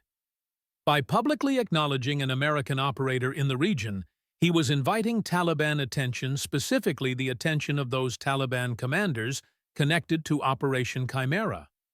If Chimera's secondary network was alerted that their operation had been compromised, they would attempt to eliminate anyone who might have evidence against them. By making her presence known, Harrison was creating a scenario where Chimera assets would be forced to take action, potentially exposing themselves in the process. It was tactically sound, but placed her at significantly increased risk. The message hadn't named her specifically or mentioned Shadow Sentinel, but it had narrowed her location to an area that included the radar station. Taliban forces would intensify patrols and surveillance throughout the region, making her movements more dangerous. Morgan considered her options carefully. She could relocate to a secondary position. She had prepared 3 alternative sites for exactly this contingency. She could abort tonight's planned infiltration of the Taliban supply depot, focusing instead on increased security measures. Or she could proceed as planned, accepting the elevated risk as part of the larger operation against Chimera. The decision crystallized with the clarity that had made her Unit Phantom's most valued asset. She would proceed with the mission, but modify her approach. Instead of a covert infiltration focused solely on intelligence gathering, she would create a visible distraction elsewhere in the valley, something that would draw Taliban attention away from both her actual position and her intended target. If Harrison wanted to use her as bait, she would control the terms of engagement. Morgan moved to the equipment cache hidden beneath the radar station's floor panels. Among the items she had accumulated over 3 months of ghost operations was a set of demolition charges, not military-grade explosives, but improvised devices created from materials salvaged from abandoned Soviet munitions and modified with her specialized knowledge. These would serve as her diversion placed at a Taliban checkpoint, approximately 5 kilometers from her actual target, timed to detonate during her infiltration of the supply depot. The explosion would draw security forces away from the depot, while simultaneously reinforcing the narrative that an American operator was active in the region. As darkness fell across the mountains, Morgan departed the radar station with practiced stealth, her movements invisible even to the enhanced surveillance that now swept the region. She had become one with these mountains over the past 3 months, learning their rhythms, their shadows, their secrets. Where Taliban fighters struggled against the terrain, she flowed through it like water through stone. The night was her ally, the darkness her armor. And somewhere in that darkness, the men of Operation Chimera were making their own plans, plans that would lead them not to the woman they sought, but to the justice she represented. Colonel James Harrison stood in the secure communications room at Echo Ridge, studying the array of monitors that displayed surveillance data from across the operational area. His weathered face, carved by decades of service in America's most classified intelligence operations, revealed nothing of his thoughts as he tracked multiple ongoing missions. Behind him, 3 analysts worked in focused silence, processing the constant stream of information that flowed through Echo Ridge's enhanced systems. These weren't regular Army intelligence personnel, but specialists brought in specifically for the Chimera containment operation, men and women with the highest security clearances and specialized training in counterintelligence. "Sir," one of the analysts said, breaking the silence, "we're tracking thermal signatures at Grid 17 Alpha. Possible explosion at the Taliban checkpoint." Harrison nodded without surprise. "Show me." The main display shifted to a satellite thermal feed showing a bright bloom of heat at the location of a known Taliban checkpoint. Secondary heat signatures indicated personnel moving rapidly away from the site, a standard tactical response to an unexpected attack. "Casualties?" Harrison asked. "Minimal based on movement patterns. Looks like the target was equipment, not personnel." Harrison allowed himself a small smile. "She's good, creating a diversion while maintaining moral parameters." The analyst glanced up from his station. "You think it's Hayes, sir?" "I know it's Hayes, Lieutenant. The question is, what she's diverting attention from."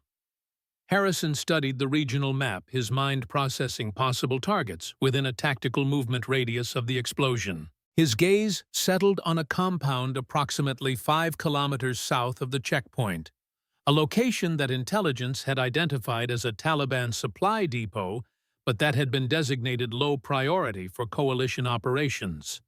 "Focus surveillance assets on this location," he ordered, indicating the depot. "Passive monitoring only. No drones, nothing that might alert her to our observation." "Yes, sir." The analyst adjusted the surveillance parameters, redirecting satellite coverage to the specified area. "May I ask a question, sir?" Harrison raised an eyebrow, an invitation to continue that his staff had learned to recognize. "Why not just extract her? We know her approximate location. We have the assets to bring her in." "Because we need her exactly where she is, Lieutenant." Harrison's voice held the patient tone of a professor explaining a complex concept. "Hayes isn't just an intelligence asset, she's a provocative force. Her presence in these mountains operating independently creates reactions that expose elements of Chimera we might never identify through conventional means." He gestured to the thermal bloom of the explosion. "Case in point, that diversion wasn't just tactical, it was a message. She's telling us she received our broadcast and is responding on her own terms. More importantly, she's telling Chimera that she's still active, still gathering intelligence, still a threat to their operation." a threat that forces them to act, the analyst concluded, understanding dawning in his expression. Precisely. Coleman was the visible part of the iceberg, the chimera asset we could identify and isolate relatively easily. But an operation of this sophistication doesn't rely on a single point of failure. There are others more deeply embedded, more carefully insulated from detection. Harrison turned back to the displays, his gaze tracking the thermal signatures of Taliban fighters responding to the explosion. Hayes is the perfect catalyst to force them into the open. She exists outside our command structure, operates without official sanction, and has demonstrated both the skill and the motivation to expose Chimera regardless of personal cost.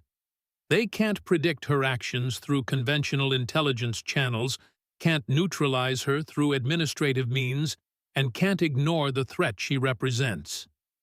They have to find her and eliminate her, the analyst said. And in doing so, Harrison concluded, they will reveal themselves to us. A second analyst interrupted with new information. Sir, we're picking up increased radio traffic from Taliban command in Sector 19. They're redirecting forces toward the checkpoint explosion, pulling security from multiple locations, including the supply depot. Harrison nodded with satisfaction. Hayes creates her opportunities. Now, let's see what she does with this one. The Taliban supply depot appeared abandoned in the moonless night, its perimeter security reduced to a skeleton crew following the redeployment of forces to the checkpoint explosion. 2 guards remained at the main entrance, their attention divided between half-hearted surveillance and animated conversation about the attack occurring 5 kilometers away. Neither noticed the shadow that moved across the compound's rear wall, a shadow that separated briefly from the darkness to scale the rough stone surface before disappearing onto the roof. Neither heard the subtle scrape of metal against stone as a ventilation grate was carefully removed, creating an entrance to the building's interior. Morgan Hayes descended into the darkness of the supply depot with the fluid grace of a predator entering its territory. Her night vision revealed a large central room stacked with crates and barrels, ammunition, food supplies, and medical equipment, most bearing markings from various international sources. Some containers displayed official U.S. military inventory codes, further evidence of Operation Chimera's diversion of American resources to enemy forces. But Morgan's objective wasn't the supplies themselves. Intelligence suggested this facility served as a financial hub for Taliban operations in the region, a location where physical records were maintained, where couriers delivered payment for services rendered, where the material evidence of betrayal might be found. She moved through the depot, systematically searching for any space that might serve as an administrative center. The building's layout suggested Soviet-era construction, probably a regional storage facility for collective farms, before the decades of war had transformed Afghanistan's economy and society. At the rear of the main storage area, Morgan found what she sought: a small office with a metal desk, filing cabinets, and most importantly, a modern laptop computer connected to a satellite communication system.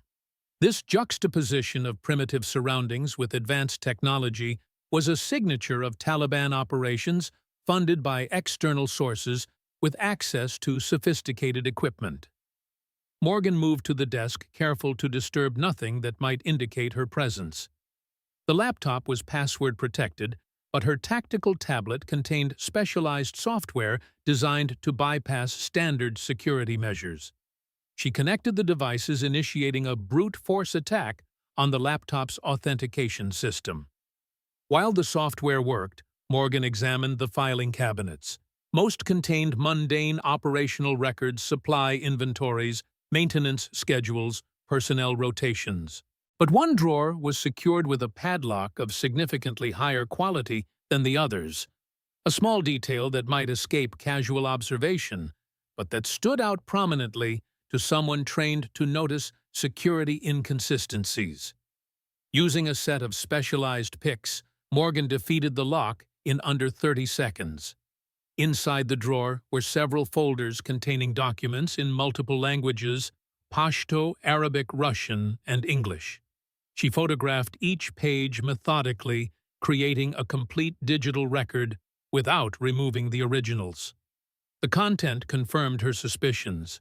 These were financial records, payment authorizations, transfer confirmations, and most damning of all, a list of account numbers with associated code names. The amounts involved were substantial, far beyond standard Taliban operational budgets, suggesting state-level funding or involvement by major criminal organizations. One document particularly drew her attention: a payment authorization for services related to targeting package Sierra team insertion. The document was dated one day before the ambush that she had disrupted, saving Bravo 6. More significantly, it was countersigned with a code name she recognized from Coleman's files: Avalanche. Avalanche. The operational director of Chimera's field activities, according to intelligence she had gathered. Coleman had reported to Avalanche, who in turn reported to someone identified only as management in the communications she had intercepted. The laptop security yielded to her software attack, granting access to its contents. Morgan worked quickly, copying the entire hard drive to her tablet, while simultaneously searching for specific keywords related to Operation Chimera. The system contained extensive data intelligence reports on coalition force movements, detailed maps of Echo Ridge's security measures, even personnel files on key American officers. This wasn't just a supply depot, but a forward intelligence hub, a location where information was processed, analyzed, and converted into actionable intelligence for Taliban operations. The sophistication of the system far exceeded typical insurgent capabilities, suggesting professional intelligence training and substantial technical support. As the data transfer neared completion, Morgan's acute hearing detected a subtle change in the ambient sound of the building. The faint creak of a door opening at the main entrance, followed by hushed voices speaking Pashto. "Sweep the entire facility. Commander Zahir believes the American Ghost may target this location next. This is unnecessary. The attack was at the checkpoint 5 kilometers away. No one could travel here so quickly. You will follow orders. The commander has received specific intelligence that this facility contains materials of value to American Special Forces." Morgan disconnected her tablet from the laptop, carefully restoring the computer to its previous state. The Taliban security team was conducting a precautionary sweep, not because they had detected her presence, but because someone had anticipated her target selection. This suggested a level of counterintelligence she hadn't expected.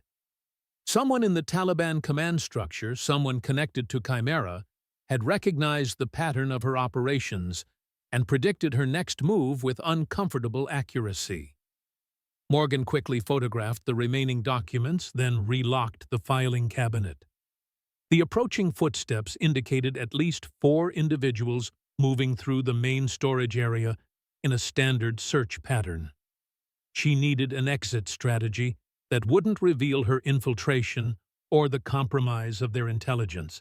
The ventilation shaft that had provided her entrance was now cut off by the search team's position. The windows were barred and too small for rapid egress. The only viable option was to create a secondary diversion within the building itself, something that would draw the security team away from both her position and the office containing the intelligence materials. From her equipment harness, Morgan retrieved a small incendiary device, not powerful enough to cause significant damage, but capable of creating smoke and confusion. She placed it behind a stack of empty crates in the far corner of the storage area, set the timer for 60 seconds, then moved to a concealed position behind a row of barrels. When the device activated, it produced exactly the effect she had intended: a small fire with disproportionate smoke production, triggering immediate alarm among the search team. Their disciplined search pattern dissolved as they rushed to contain what they believed was an accidental fire before it could spread to the ammunition stored nearby. In the confusion, Morgan slipped from her hiding place and moved silently to a side entrance exiting the building as the security team focused on the fire. Outside, she hugged the shadows of the perimeter wall, making her way to a blind spot in the compound's defensive layout. Another small detail she had identified during previous reconnaissance of the facility. Within 90 seconds of the diversion's initiation, Morgan was outside the compound, moving rapidly through the darkness toward a ravine that would conceal her withdrawal from the area. The mission had been successful. She had acquired substantial intelligence on Operation Chimera's financial structure, and more importantly, confirmed the code name Avalanche as a key figure in the conspiracy. But the experience had also revealed something concerning the Taliban's growing awareness of her operational patterns. This suggested either a significant leap in their counterintelligence capabilities or more likely guidance from someone familiar with special operations tactics, someone like Avalanche. As she moved through the mountain darkness, putting distance between herself and the supply depot, Morgan processed this new information against the backdrop of Colonel Harrison's public broadcast about an unidentified American operator in the region. The timing wasn't coincidental. Harrison was using her as bait to draw out Chimera's secondary network, just as she had suspected. But the rapid response to her supply depot infiltration suggested Avalanche was already taking the bait, redirecting resources to counter her activities, perhaps even personally supervising the effort to eliminate her. This created both risk and opportunity. If she could identify Avalanche's physical location, she might be able to provide Harrison with the key to dismantling the entire Chimera network. The hunt had evolved. She was no longer just gathering evidence of a conspiracy. She was actively drawing its architects into the open, forcing them to expose themselves through their efforts to neutralize her. By dawn, Morgan had returned to the abandoned radar station, her movement through the mountain terrain leaving no trace for pursuers to follow. The intelligence she had gathered was already transmitting to Harrison's secure system at Echo Ridge through the encrypted burst transmission protocol they had established. As the first light of morning touched the mountains, Morgan allowed herself a rare moment of reflection. 3 months ago, she had been a ghost in human form, physically present, but spiritually hollow, going through the motions of existence without purpose, beyond atonement for failures she couldn't undo. Now, she had become something else entirely, a legend taking shape in the whispered stories of both American soldiers and Taliban fighters. To the men of Bravo 6, she was Shadow Sentinel, the mysterious guardian who had saved them from certain death. To the Taliban, she was the mountain spirit, a vengeful presence that struck from impossible distances. Both narratives served her purpose, creating a psychological weapon as effective as any rifle. The mystique surrounding her operations amplified their impact, transforming single-person actions into the perception of a larger, more organized threat. And somewhere in the shadows of this conflict, Avalanche was adjusting his strategy to counter hers, a chess master, recognizing that a supposedly captured piece remained in play, threatening his carefully constructed game.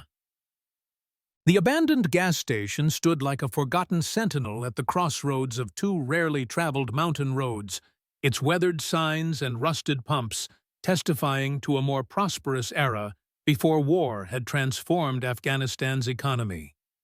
Once a vital refueling point for commercial traffic between regional centers, it now served primarily as a landmark for local shepherds and occasional Taliban patrols.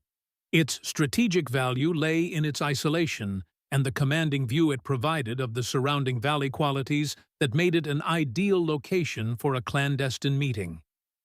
The nearest settlement was over 10 kilometers away.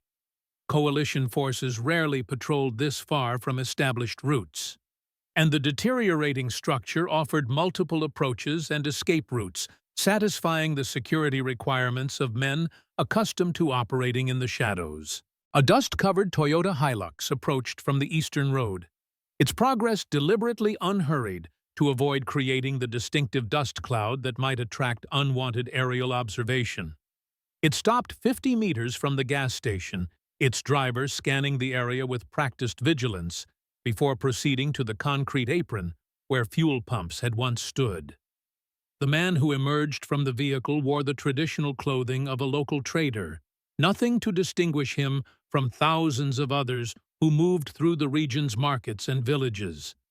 But his bearing betrayed military training, his eyes constantly assessing, categorizing, planning as he moved toward the station's dilapidated office building. Inside, another man waited, similarly dressed in local attire, but with the unmistakable presence of authority. He stood by a grimy window, watching the Toyota's arrival with cold calculation. "You're late," he said in English as the driver entered.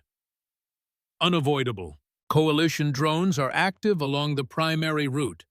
I had to divert through the Shepherd's Passes." The driver's accent was American East Coast educated, with the clipped precision of professional military. "Harrison is expanding surveillance operations across the entire sector. The supply depot incident confirmed our suspicions. Hayes is active and targeting our infrastructure." The name hung in the air between them, heavy with implications neither man needed to articulate. Morgan Hayes. Ghost Eye. Shadow Sentinel. A woman who should have died in the mountains 3 months ago, but who instead had evolved into their most significant operational threat. "The financial records," the American asked. "Compromised? We must assume Harrison now has access to the payment structures and at least some of the code names." "Including yours, Avalanche?" The Taliban commander's expression hardened at the use of his operational designation. "Yes, but not the connection to management or the broader network. Those remain secure for now." The American processed this information with professional detachment. "We need to accelerate containment. Hayes represents an unacceptable risk to the entire operation. Her independent status means normal counterintelligence measures are ineffective." "My men are hunting her," Avalanche said. "We've identified her likely base of operations at the old Soviet radar station. 3 teams are converging on the location now." "She won't be there," the American stated with absolute certainty. "Hayes was Unit Phantom. She'll have multiple fallback positions probably located where your men wouldn't think to look, places dismissed as tactically unsound by conventional assessment." "Then where do we find her?" "We don't find her. We make her find us." The American moved to a map spread across a dust-covered counter. "Hayes is driven by 2 primary motivations: protecting American forces from Chimera operations and identifying those responsible for her team's ambush 5 years ago." He pointed to a location marked on the map. "We create a scenario that appeals to both motivations, a high-value target, with direct connections to the original ambush preparing to coordinate another operation against coalition forces." Avalanche studied the map, his tactical mind assessing the proposal. "A trap." "A certainty," the American corrected. "Hayes operates according to predictable patterns once you understand her psychological profile. She'll engage precisely because she'll recognize it as a trap, but will believe her superior training and experience provide the advantage." "And does it?" The American smiled without warmth. "Against conventional forces, yes. Against someone who trained alongside her in Unit Phantom, someone who knows exactly how she thinks, moves, and fights, no." Avalanche's eyes narrowed as understanding dawned. "You were Unit Phantom." "I was her commander," the American confirmed. "Before I recognized that our government's half-hearted commitment to this conflict represented the greatest threat to American interests in the region." Before I understood that controlling the outcome required working outside official parameters. He traced a route on the map with his finger. We'll establish the scenario here, remote enough to be credible, contained enough to control the variables. I'll personally oversee the operation. When Hayes appears, as she inevitably will, I'll terminate the threat she represents to our larger objectives. And Harrison, his containment operation grows more aggressive each day. Harrison is constrained by official oversight and operational parameters. He can't move against targets without concrete evidence, can't eliminate suspects without due process. He's fighting according to rules that guarantee failure in this environment. The American folded the map deliberately. Once Hayes is eliminated, we'll accelerate the timetable for Phase 3. Management has already authorized the necessary resource allocation. Avalanche nodded, satisfied with the plan, but still cautious. The risk is substantial. If Hayes has already transmitted intelligence about Avalanche to Harrison, then we've lost one operational identity, the American interrupted. The network is designed for compartmentalization. Avalanche can be sacrificed without compromising the broader structure. The implication was clear. In the cold calculus of Operation Chimera, even its field director was expendable, a single piece on a chessboard where the game transcended individual survival. 3 days, the American concluded. Prepare your men according to the parameters I've outlined. Select only those with combat experience against Special Operations Forces. And understand this: Hayes is not to be underestimated. She may appear damaged, physically limited by her injuries, isolated by her circumstances, but those limitations have forced adaptations that make her more dangerous, not less. As the meeting concluded, and both men prepared to depart along separate routes, neither was aware of the passive listening device concealed in the gas station's decaying ceiling, a simple battery-powered unit installed months earlier during Morgan's systematic mapping of Taliban meeting locations throughout the region. Neither knew that the trap being set was already compromised, its details transmitted to both Morgan's radar station headquarters and through her secure channel to Colonel Harrison at Echo Ridge. Neither suspected that the hunter was already being hunted by the very ghost they sought to eliminate. In the secure communications room at Echo Ridge, Colonel Harrison replayed the recorded conversation for the third time, his expression revealing nothing, as the voices of Avalanche and the unidentified American discussed their plans to eliminate Morgan Hayes. Voice analysis confirms Taliban commander matches known audio samples of the individual designated Avalanche, one of the intelligence analysts reported, but we have no match for the American. Run it against historical unit Phantom personnel records, Harrison ordered, specifically commanding officers between 2007 and 2015. The analyst's fingers moved across his keyboard, initiating the search. That's a highly classified database, sir. It may take time to receive authorization. The authorization is already in your system, Lieutenant. Priority code Omega-7 Delta. The young officer glanced up in surprise. Omega-level authorizations came directly from the Joint Chiefs, a reflection of just how high the Chimera containment operation reached within the U.S. military hierarchy. As the voice analysis program worked, Harrison studied the tactical map where the planned trap location was now highlighted. The terrain was perfect for an ambush, a narrow valley with limited approach routes surrounding high ground for sniper positions and restricted withdrawal options. If Hayes approached as the American expected, she would be vulnerable despite her exceptional skills. "Sir," the analyst interrupted Harrison's assessment. "We have a match, 97% voice-print correlation to Colonel Thomas Westfield, former commanding officer of Special Unit Designation, Phantom 2010 to 2014. Harrison showed no surprise at the identification. Current status. Officially retired in 2018 after 30 years of service. Last known residence in Northern Virginia. No recent activity on any government systems or databases. Because he's been operating as management, Harrison concluded, the final piece of the puzzle falling into place. The architect of Operation Chimera itself. The revelation completed the operational picture that had been forming since the investigation began. Not a rogue lieutenant selling intelligence for personal gain, but a sophisticated network directed by a former Special Operations commander with the knowledge, connections, and strategic vision to create a shadow operation within America's longest war. Another analyst called from across the room. Incoming burst transmission from Shadow Sentinel.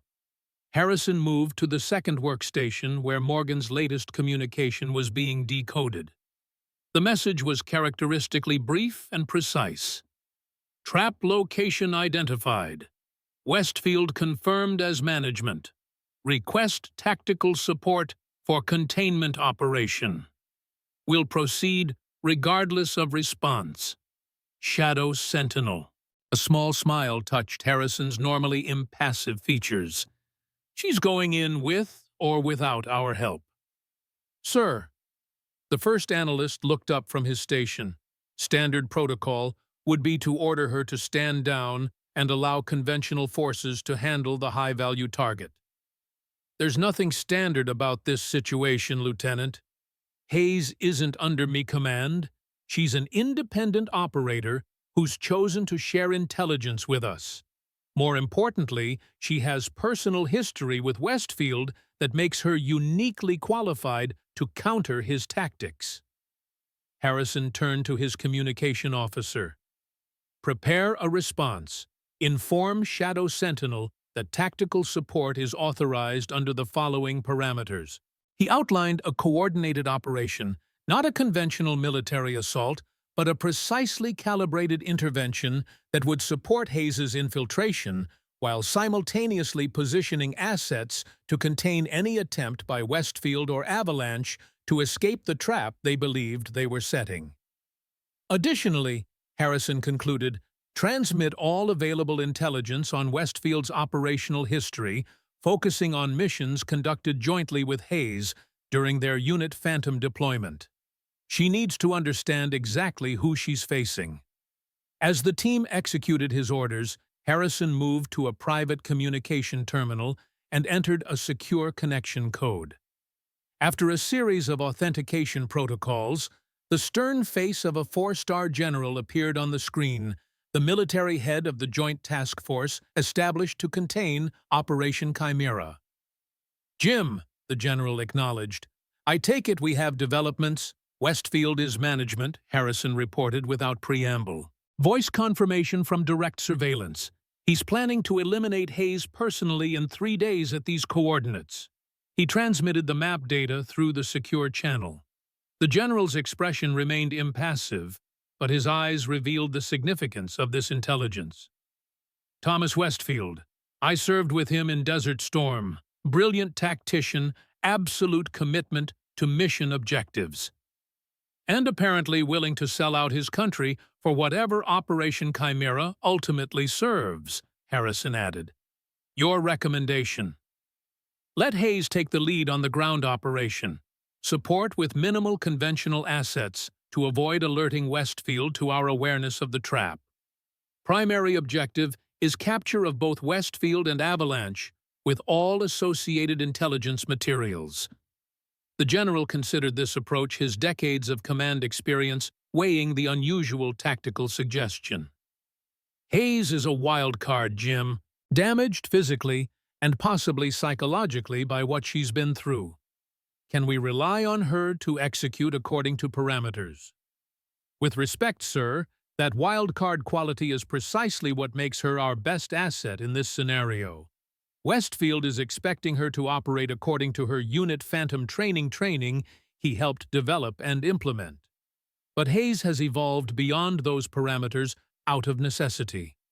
She's created her own tactical doctrine based on her current limitations and the realities of operating alone in hostile territory. Harrison leaned closer to the screen. "She'll surprise him, sir. And that surprise may be our only advantage against an opponent with Westfield's capabilities." After a moment of consideration, the general nodded. "Approved. But I want contingency forces in position to intervene if the situation deteriorates. Westfield is too valuable an intelligence asset to lose in a firefight, if we can avoid it." "Understood, sir. We'll be ready to execute in 72 hours." As the communication ended, Harrison returned to the main operations area where his team was already developing the tactical support plan for Morgan's operation. The intelligence on Westfield was being compiled, revealing a career distinguished by both exceptional service and, in retrospect, concerning indications of the ideological shift that had led him to create Operation Chimera. "Sir," the communications officer reported, "Shadow Sentinel acknowledges receipt of support parameters and intelligence package.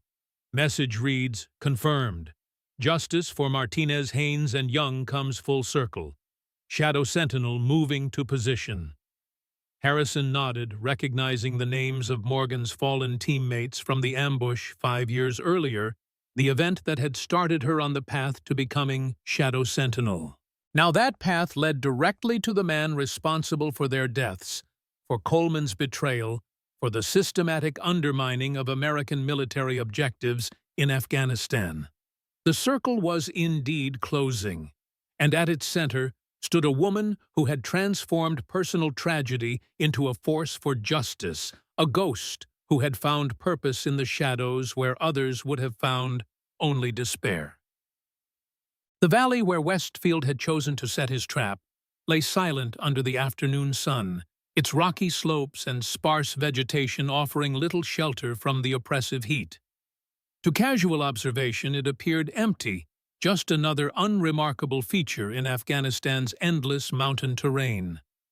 But to Morgan Hayes, viewing it through specialized optics from a concealed position 3 kilometers distant, the valley revealed its secrets.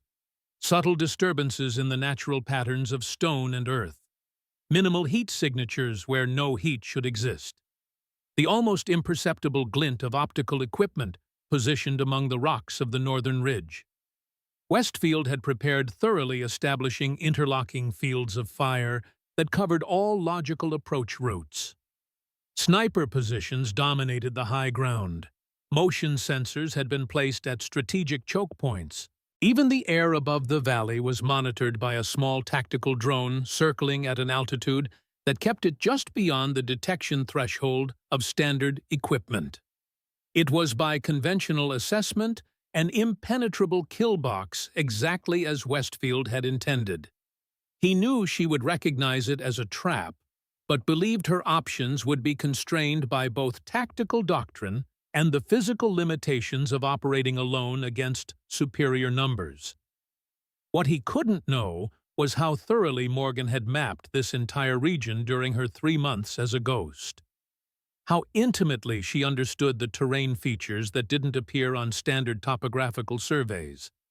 How completely she had adapted her tactics to account for her physical limitations, developing approaches that no formal military training would consider viable. Morgan had arrived at her observation position 24 hours ahead of the scheduled operation, not to prepare her assault, but to watch as Westfield's team established theirs. Each movement they made, each position they selected, each security measure they implemented revealed information about their tactical thinking, and more importantly, about their blind spots. Now, as the operation window approached, she reviewed the intelligence Harrison had provided on Westfield himself. The official record was impressive. West Point graduate, distinguished service in multiple conflicts, rapid advancement through special operations, command structures, culminating in leadership of Unit Phantom during her own tenure with the elite group. But the supplementary intelligence compiled since the Chimera investigation began painted a more complex picture. Westfield had grown increasingly disillusioned with America's strategic approach to the Afghan conflict. His after-action reports had become more critical, his tactical recommendations more aggressive. He had advocated for operational autonomy that his superiors considered excessive, even dangerous. Then came the ambush that killed Morgan's team. The official investigation had found no evidence of negligence or intentional compromise, but Harrison's analysts reviewing the case with the benefit of what they now knew about Operation Chimera had identified disturbing patterns. Communication anomalies, unaccounted-for gaps in the intelligence chain. Tactical decisions that, in retrospect, appeared designed to place Morgan's team in a vulnerable position. The conclusion was both clear and devastating. Westfield had sacrificed his own operators to advance whatever agenda Operation Chimera served. Morgan's survival had been an unplanned complication, one he was now determined to eliminate. Understanding her opponent's motivation was critical to anticipating his actions. Westfield wasn't just setting a tactical trap. He was closing a loop that had remained open for 5 years. His selection of this specific valley wasn't random. It was psychologically calculated to echo the terrain where her team had died, to trigger emotional responses that might compromise her judgment. Morgan set aside the intelligence package and checked her equipment one final time. The modified M4 carbine with suppressor. The specialized ammunition designed for maximum effectiveness with minimal sound signature. The combat harness containing only essential items optimized for movement rather than extended operations. Most importantly, she verified the functioning of the tactical communication system that would connect her to Harrison's support team, conventional military assets positioned beyond the valley but ready to respond when the trap was sprung. Not on her, as Westfield expected, but on him. As dusk approached, Morgan departed her observation position, moving not toward the valley, but away from it, circling to approach from a direction that Westfield's tactical assessment would have dismissed as impractical. The route required traversing a nearly vertical rock face, crossing an unstable scree slope that would betray any conventional movement, and passing within 50 meters of a Taliban observation post. For a conventional operator, these obstacles would indeed have been prohibitive. But Morgan had long since abandoned conventional approaches. Where others would climb, she rappelled from above. Where others would avoid the scree slope, she used its instability to create a natural sound mask for her movement. Where others would bypass the observation post, she moved directly beneath it in the blind spot, created by the guard's focus on the valley beyond. By nightfall, she had reached a position less than 500 meters from where Westfield himself waited, not in the valley as expected, but in a fortified cave on the eastern slope. From here, he commanded the operation while maintaining a protected position from which he could withdraw if circumstances required.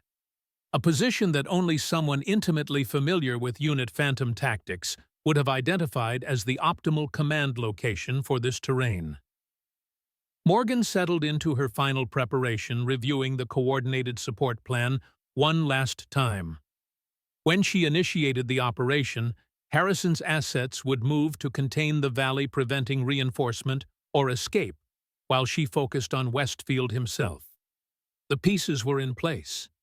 The trap was set not Westfield's, but hers. And at its center waited the man who had betrayed everything their unit had stood for, who had sacrificed loyal operators for his own agenda, who had believed himself beyond accountability because those who knew the truth were dead or discredited. As full darkness embraced the mountains, Morgan Hayes, once Ghost Eye of Unit Phantom, now Shadow Sentinel of the Afghan Highlands, began her final approach. The circle that had begun 5 years ago with an ambush that killed her team was about to close. Justice for Martinez, Haynes, and Young was at hand. And somewhere in the darkness ahead, Thomas Westfield waited, unaware that the hunter had become the hunted. The mountains of Afghanistan have witnessed empires rise and fall, armies advance and retreat, legends born and buried beneath their ancient stones. But few stories echo through these valleys with the power of Morgan Hayes, a woman whose greatest strength emerged from her deepest wounds. What began as a quest for personal redemption transformed into something far more profound. A broken soldier became a guardian spirit. A lone operator exposed a conspiracy that had corrupted the very mission she had sacrificed everything to serve. The trembling hands that young warriors once mocked became instruments of justice that saved countless lives. In the shadowed corners of forward operating bases, soldiers still whisper her call sign before missions. Taliban fighters still avoid certain mountain passes where they believe the vengeful spirit watches.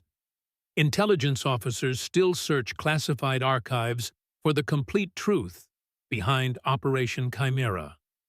But perhaps Morgan's most enduring legacy isn't measured in enemies defeated or conspiracies exposed, but in the simple truth she embodied that honor isn't found in official recognition or perfect capability, but in the quiet commitment to stand against darkness, even when standing alone.